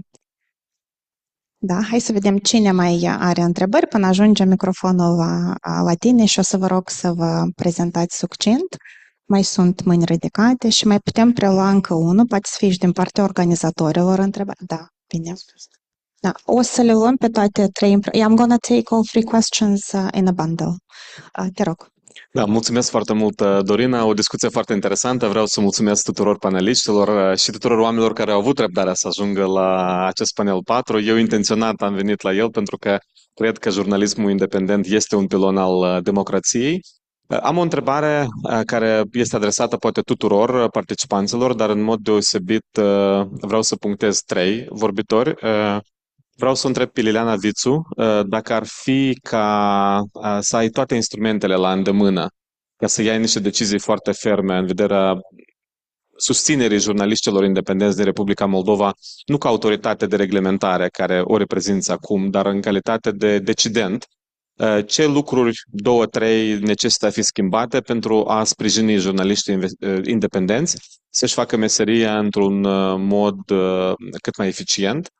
O altă întrebare aș avea pentru invitatul din Estonia, pentru că domnul deputat este un susținător ferm a procesului de integrare europeană, de extindere.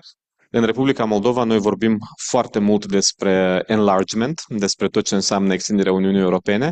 Vreau să vă întreb cum un stat cum este Estonia poate să ajute Republica Moldova, Ucraina și Balcanii de Vest ca să genereze acea mare extindere similară cu anul 2004, într-un calendar foarte predictibil, ca până în 2030, prin diplomația parlamentară, prin diplomația țărilor membre, să reușim acest obiectiv.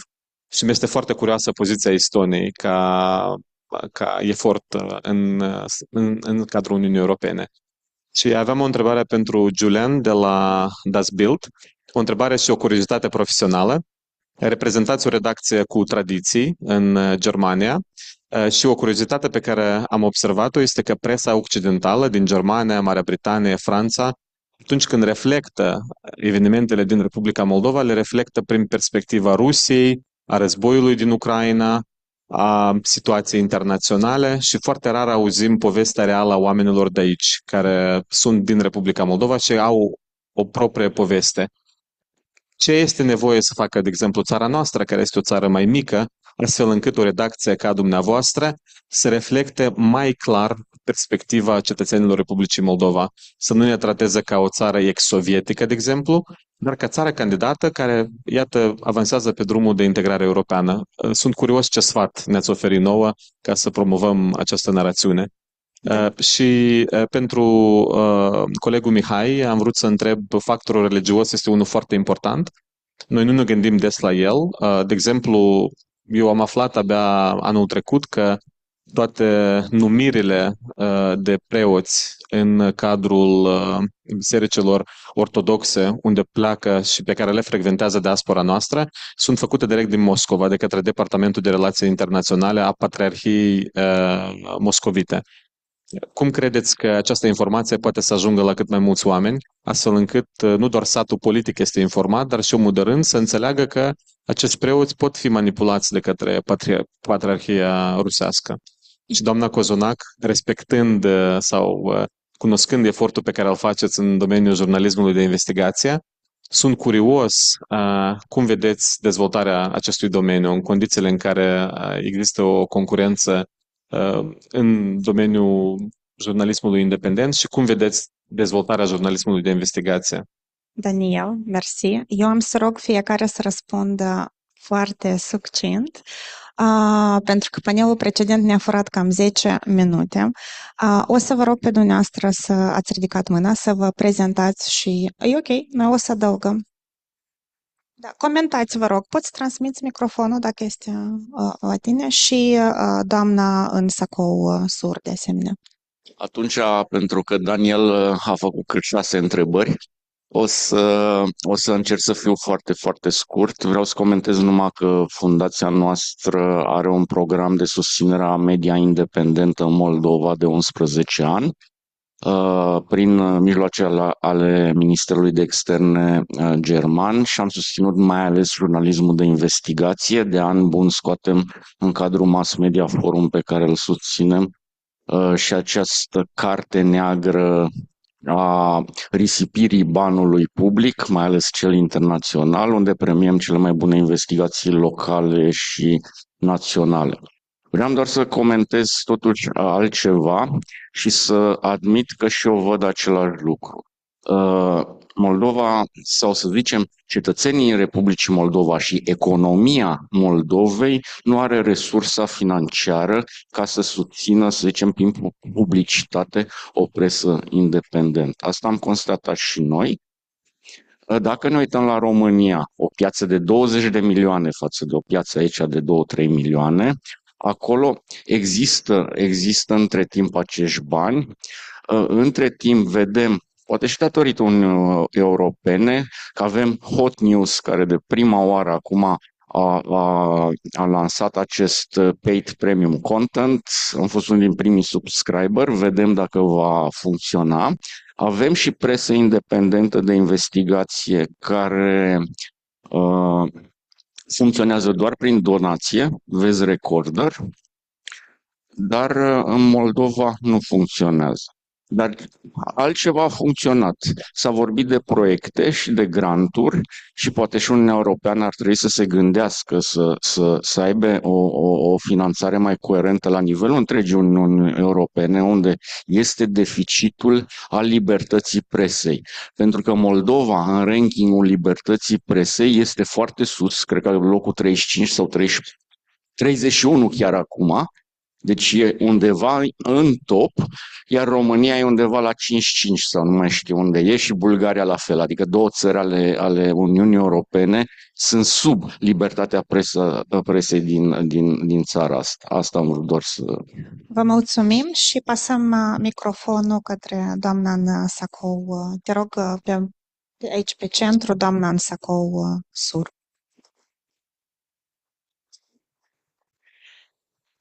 Eu aș avea o recomandare către mass media. Ca cetățenii să recapite încrederea, ar trebui să comunicați mai des și rapid cu autoritățile publice locale, cu autoritățile publice și guvernamentale. Pentru că atunci când apare o problemă, nu știu de ce pe canal Telegram repede este informația și dezbătută dar presa cumva apare după.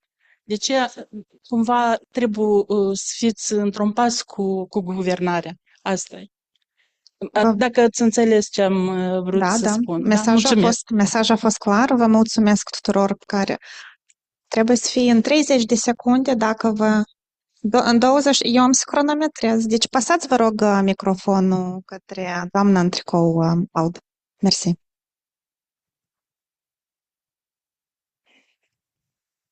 Bună ziua, Tamara Ciochin, la moment consultant în comunicare.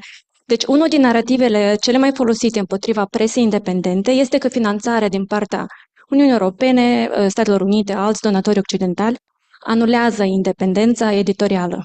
Cum ați răspunde, de fapt, la acest narativ? Adică, în 30 de secunde, cum ați convinge un sceptic? Că narativul este fals? Că presa independentă e independentă. Am înțeles. Bine, mulțumesc. All right. So everyone is going to have 30 seconds to respond. You may choose, and we're going to do it in a very Dutch fashion. You choose what you want to say. What's the main message to the answer to answer the questions, and please leave room for discussions after the panel, because I think that's also very nice, so that we continue with networking and meeting these beautiful people in the audience. Liliana, I think I'll start with you because you got the main question. Eu aș lua măsuri care să țintească impunitatea. Cei care atacă ziariștii fie cu ranga în cap, așa cum s-a întâmplat când eu făceam reporterie. Nici până acum nu cred că știm cine a lovit-o pe Alina Angel în cap. Știm doar că era conectat la o investigație despre o procurare de mașini Șkoda de către feciorul sau beneficiarul final fiind feciorul președintelui de atunci, Vladimir Voronin. Eu aș băga inspecție financiară, judecătorească, poate aș introduce drept criteriu de vetting, dacă tot suntem într-un proces atât de popular precum e vettingul, să pici vettingul dacă ai fost judecător care nu ai luat măsuri și nu ai dat decizii care să protejeze ziaristul, pentru că de la această impunitate ni se trage această cultură că e în regulă să ataci un jurnalist și nimic nu vei păți. Merci, Liliana. Mr. Mickelson, I think you were next. Very quickly, actually, 3 points how we can be helpful for Moldova. We are already, of course, for years supporting you in very practical terms, and that will, stay there. Whatever you need from our experience, please, we are very much open and available for you. Secondly, of course, as we benefited hell of a lot from enlargement of the EU, we know what this is for nation to develop, and this is why we also are strong supporters of enlargement within the EU. So not to make sure, we will make sure that there will be no two-tier or second-tier countries within the EU in the future. And third one, which is probably most important, we have to win this war. The only way to secure Moldova's future, Ukraine's future, Estonia's future, Romania's future, Russia must be defeated in this war. This is number one task for us, for all of us. Thank you very much. Julian, I think you were next. And from a German perspective, do you get these narratives? Is the media really independent? Oh, you're asking another question. I had two other questions. Yes, but I said you can cherry pick, but I also can. Of course.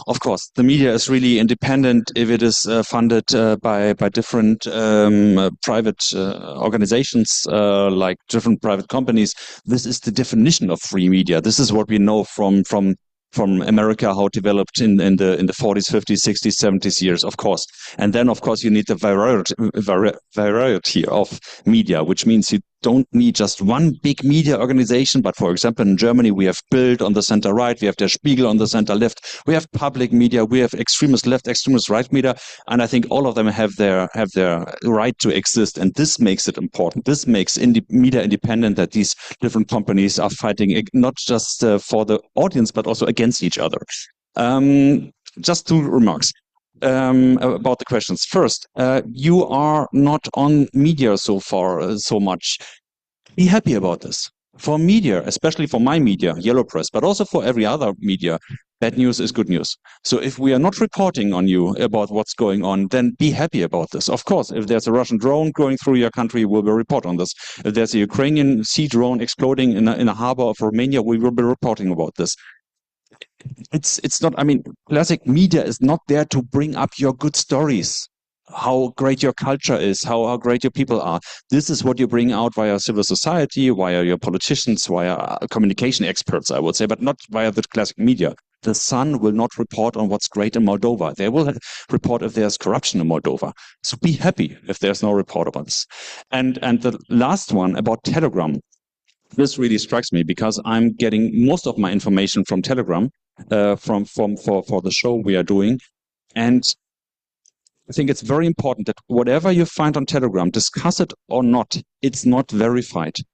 At least 50% of this is pure propaganda. It's lies. It's not verified. And you will find so often that people under this, after a couple of minutes or days, they say, oh, by the way, it's very old footage. Oh, by the way, it's totally the other way around. Nothing happened here, and so on and so on.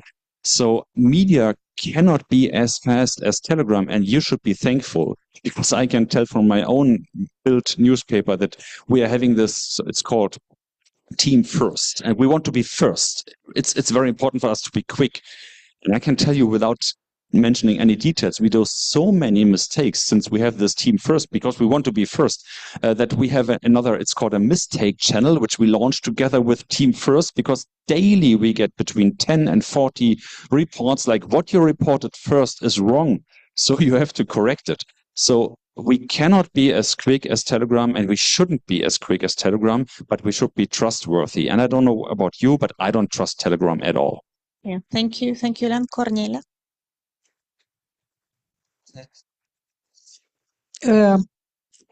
Jurnaliștii de investigație, răspund la întrebarea lui Daniel, ar trebui să nu se ar trebui să nu-i afecteze lipsa de resurse, ci să continue să caute resurse ca să-și facă profesionist munca. Și o mai mare solidaritate sau cooperare între echipele de jurnaliști de investigații cred că ar da rezultate mai bune, pentru că ar ajunge mai multe investigații bune la populație. Referitor la Telegram, care este mai rapid decât presa, sigur că este mai rapid pentru că nu verifică informația, iar o presă profesionistă trebuie să verifice, să facă câteva verificări și asta nu este așa de repede. Este adevărat că presa profesionistă pierde în fața Telegramului și a tuturor resurselor de pe rețele, dar trebuie să continuăm cu profesionalism, cu obiectivitate, altfel nu creștem încrederea cetățenilor. Și răspuns la întrebarea cum convingem că banii de la donatori nu ne ajută să fim independenți, vreau să zic că în Republica Moldova nu aveam presă independentă dacă nu erau donatori care susțineau de la bun început, de când eu sunt de peste 20 ceva de ani în presă, și presa s-a dezvoltat profesionist și a devenit independent tocmai pentru că a avut de la început susținerea unor donatori internaționali care au exportat în Republica Moldova democrația. Și o presă capacitată, jurnaliști crescuți pe criterii profesioniste, ei vor activa profesionist și mai departe. Și cam asta se întâmplă în Republica Moldova. Mihai, ești următorul. În primul rând, atunci când vorbim de presă independentă, pentru a convinge pe cineva, trebuie să-i arăți ce ai lucrat. Și delegitimizarea presei independente, din păcate, și în Republica Moldova nu este doar o armă a Federației Ruse, dar și a unei părți din clasa politică, chiar a unora care se consideră pro-europeni și conduc în acest moment capitala Republicii Moldova. Revenind la întrebarea colegului Daniel, da, este corect. În această măsură este luată de câțiva ani și nu afectează doar parohiile de limbă română din cadrul Patriarhiei Ortodoxe Ruse. Sunt undeva în Italia sunt vreo 60-65 și în toată Europa sunt undeva, cred că 110-115 conform ultimelor mele calcule. Trebuie să vă dau, acest lucru se aplică și în bisericile de limbă ucrainiană din cadrul Patriarhiei Ortodoxe Ruse. Avem cazuri când diaspora ucrainiană de război frecventează parohii de limbă ucrainiană ale Patriarhiei Ortodoxe Ruse și practic sunt expuse la o foarte fină propagandă de război din partea Federației Ruse. La fel se întâmplă practic în toate comunitățile parohiale din diaspora ortodoxă din Est. Și când spuneam că ar trebui să ne uităm la bisericile ortodoxe ruse din Europa și din America și din Canada și din Australia și de unde vreți dumneavoastră, așa cum ne uitam la moscheile radical islamiste imediat după 2001, eu vorbesc foarte serios. Vedem ceea ce se întâmplă în ortodoxia din România, vedem ceea ce se întâmplă în ortodoxia bulgară, în ortodoxia sârbă și aici, în Republica Moldova, vedem această strategie a tensiunii aplicată de Mitropolia Rusă a Chișinăului și întregii Moldove împotriva populației din Republica Moldova. Și lăsând la o parte anumite particularități ale Republicii Moldova, da, noi în acest război suntem într-un război total. Și vorbim de război direct în Ucraina, dar aici în Republica Moldova am fost, cu ghilimelele de rigoare, binecuvântați cu de toate. Și este extrem de important ca cei din serviciile de securitate, autoritățile, să se uite mult mai atent la persoanele implicate în ceea ce foarte bine ai menționat și îți mulțumesc frumos pentru întrebare. Mulțumesc, Mihai. And Daniel? Last 30 seconds. Whichever you want to comment on. I was happy that I'm the only one who didn't get the question from Daniel. So, yeah. Thank you. So I didn't think about the answer, but maybe I can answer the lady's question. I'm also coming from a small country, but a little bit bigger than Moldova, and there is also like the media market is very, very small, but somehow, and I don't know how, some media houses and some newsrooms somehow made readers, made audience pay for the content. I think we are somehow lucky because even Czech Republic, which is our neighboring country, much like double as big as Slovakia in population, also better economic situation and so on, and they still are unable to implement paywalls and ask their audience for like paying decent money for the content. So I think this can be done probably also in Moldova if it's well implemented and if the audience will be satisfied with the content, or I don't know. But I think one of my bosses, Tomasz Bela, if someone knows the name, I think he even is part of some projects, international projects that helps in like other smaller countries to develop the system of subscriptions and paywalls in media. So maybe I can contact you with, make you in contact with him. Thank you, Daniel. Pe final, pentru că asta încheiem acest panel, înainte de a zice mulțumesc, reflecția mea o să fie un pic o extrapolare către faptul că noi toți știm că Roma nu s-a construit într-o zi, nici democrația nu se construiește într-o zi, dar frumusețea unei democrații este să conștientizăm că fiecare dintre noi trebuie să contribuie și să înțeleagă cum contribuie, cu ce instrumente, la nivel de cetățean, la nivel de jurnalist, la nivel de instituție, la nivel de diplomat, funcționar public, din profesia pe care o are, dar cred că trebuie să mergem înapoi la microcelulele noastre, când mergem cu copiii la grădiniță sau la școală, să vorbim despre democrație pe limba copiilor, atunci când ne așezăm la masă la cină, să ne simțim liberi să vorbim despre democrație pe limba familiei noastre, atunci când suntem cu prietenii la o cafea, să vorbim despre democrație pe limba prietenilor și tot așa mai departe. Și vreau să reflectăm în fiecare zi ce înseamnă raportul de încredere între mine, persoana de alături și instituțiile statului. Vă rog să aplaudăm acești profesioniști care au fost astăzi cu noi și s-au dedicat. Eu pasez microfonul organizatorilor, nu înainte de a face o fotografie pentru acest panel și se apropie domnul fotograf. Eu vă rog să facem un pas, just take a step forward for the picture.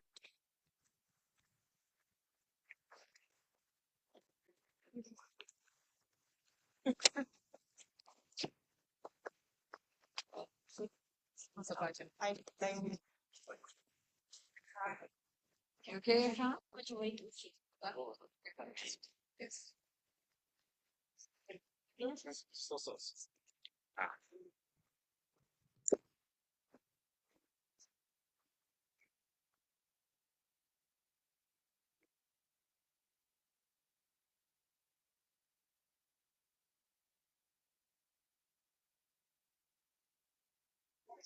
Thanks very much.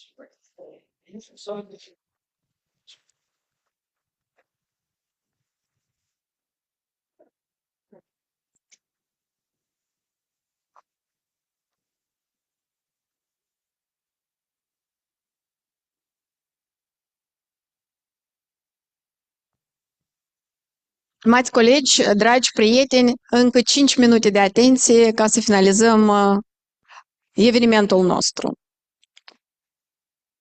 Pe final de forum aș vrea să prezint câteva idei pentru declarație, pentru că așa cum vedem noi din program, pe final de eveniment prezentăm proiectul declarației pe care îl vom circula tuturor participanților pentru comentarii. Și termenul pentru comentarii va fi 30 iunie, în cazul în care sunt propuneri sau obiecții la anumite formulări. Eu nu am să dau citirii tot textul declarației, îl vom vedea plasat pe site și fiecare participant îl va primi prin poștă electronică, doar câteva idei cele mai importante. Deci așa, reziliența democratică trebuie tratată ca o funcție esențială a capacității statului prin transparență, supraveghere parlamentară mai puternică și o legătură mai credibilă între reformă și beneficiul public vizibil. Solicităm ca Republica Moldova să fie asociată cât mai profund și mai devreme posibil cu instrumentele operaționale ale scutului european pentru democrație. Moldova nu trebuie să rămână în afara arhitecturii construite pentru apărarea democrațiilor Europei. Ea trebuie să contribuie la modelarea acesteia. Susținem crearea unui pact al Moldovei pentru integritate electorală și transparență informațională, care să consolideze democrația fără a restrânge libertatea legitimă de exprimare. Afirmăm că jurnalismul independent trebuie recunoscut și protejat ca infrastructură democratică printr-un acord al Moldovei pentru mass media de interes public întemeiat pe independență editorială și protecția surselor jurnalistice. Respingem falsele alegeri între libertate și reziliență. Integritatea informațională trebuie apărată nu prin cenzură, ci prin educație medie, educație civică și încredere publică. Solicităm instituțiilor Uniunii Europene să păstreze pentru Republica Moldova o secvență de aderare bazată pe merit, predictibilă și vizibilă politic, astfel încât cetățenii să vadă că progresul produce schimbări tangibile în viața de zi cu zi. Susținem ridicarea cooperării dintre România, Ucraina, Republica Moldova la nivelul unei platforme strategice de livrare axate pe interconectare energetică, conectivitate de transport și securitate cibernetică. Reziliența democratică trebuie finanțată la fel de serios ca infrastructura și securitatea. Jurnalismul local, participarea civică și comunicarea privind aderarea trebuie recunoscute drept investiții pe termen lung. Reafirmăm sprijinul nostru deplin pentru suveranitatea și integritatea teritorială a Republicii Moldova și a Ucrainei. Respingem orice tentativă de instrumentalizare a dezinformării sau a presiunii energetice pentru a devia orientarea europeană și susținem o traiectorie structurală de follow-up prin care AI Viziune și partenerii săi să prezinte această declarație și aceste opinii instituțiilor Republicii Moldova și Uniunii Europene cu o revizuire de progres la 6 luni. Prin adoptarea acestei declarații afirmăm clar că Republica Moldova nu se află la marginea dezbaterii democratice europene. Ea contribuie la definirea următoarei sale etape. O Moldova rezilientă, europeană și democratică este în interesul strategic al Europei. Așa cum am spus, vom circula textul pe care îl aveți și dumneavoastră, care a fost distribuit tuturor participanților din timp, ca să puteți să revizuiți proiectul declarației și să transmiteți opiniile și recomandările în adresa noastră. Și acum, pe final, aș vrea să mulțumesc în primul rând speakerilor noștri, pentru că fără dumneavoastră și din tot sufletul vă mulțumim că ați găsit timp să veniți și să faceți acest eveniment atât de interesant pentru toate părțile interesate pe care le-am invitat astăzi la forum și care sunt cele mai importante, de fapt, target grupuri care sunt implicate în procesul de integrare europeană în Republica Moldova. Și, nu în ultimul rând, moderatorilor panelurilor noastre, pentru că ați făcut un lucru foarte important și deloc ușor. Deci, din partea Academiei AI Viziune, vă mulțumim aparte moderatorii care ați fost de acord să moderați 4 paneluri care au format programul forumului de astăzi. De asemenea, încă o dată, am vrea să mulțumim finanțatorului nostru, Fundația Friedrich Naumann pentru Libertate, pentru finanțarea acordată acestui proiect și pentru a putea prezenta această declarație și instituțiilor europene, așa cum am spus, la Bruxelles, într-un eveniment aparte pe care îl vom organiza în proiect. Dar totodată și partenerilor media, Realitatea, IPN, Moldova.org, TVR Moldova, Studio L, pentru o reflectare foarte bună a evenimentului nostru și a rezultatelor pe care le avem astăzi cu toții în mass media. Ca să ajungem la cât mai mulți cetățeni și să putem să implicăm în aceste subiecte care au format, de fapt, agenda forumului nostru de astăzi și care țin de formarea instituțiilor democratice reziliente în Republica Moldova, dar și unitatea societății noastre în jurul obiectivului comun de integrare europeană. Eu vă mulțumesc încă o dată pe toți și inclusiv participanții care astăzi, în special, ați rezistat până la finalul forumului nostru și sperăm să ne revedem în următoarele ediții ale forumului, dar și în campania locală pe care planificăm să o lansăm în Republica Moldova pentru a ajunge la cât mai mulți cetățeni. Mersi mult și vă dorim o seară frumoasă, iar speakerilor noștri un drum ușor acasă.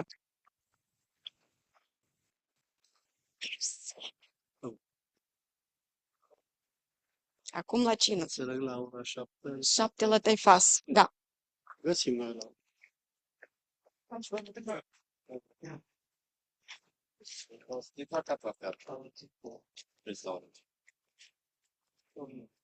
Yes, of course.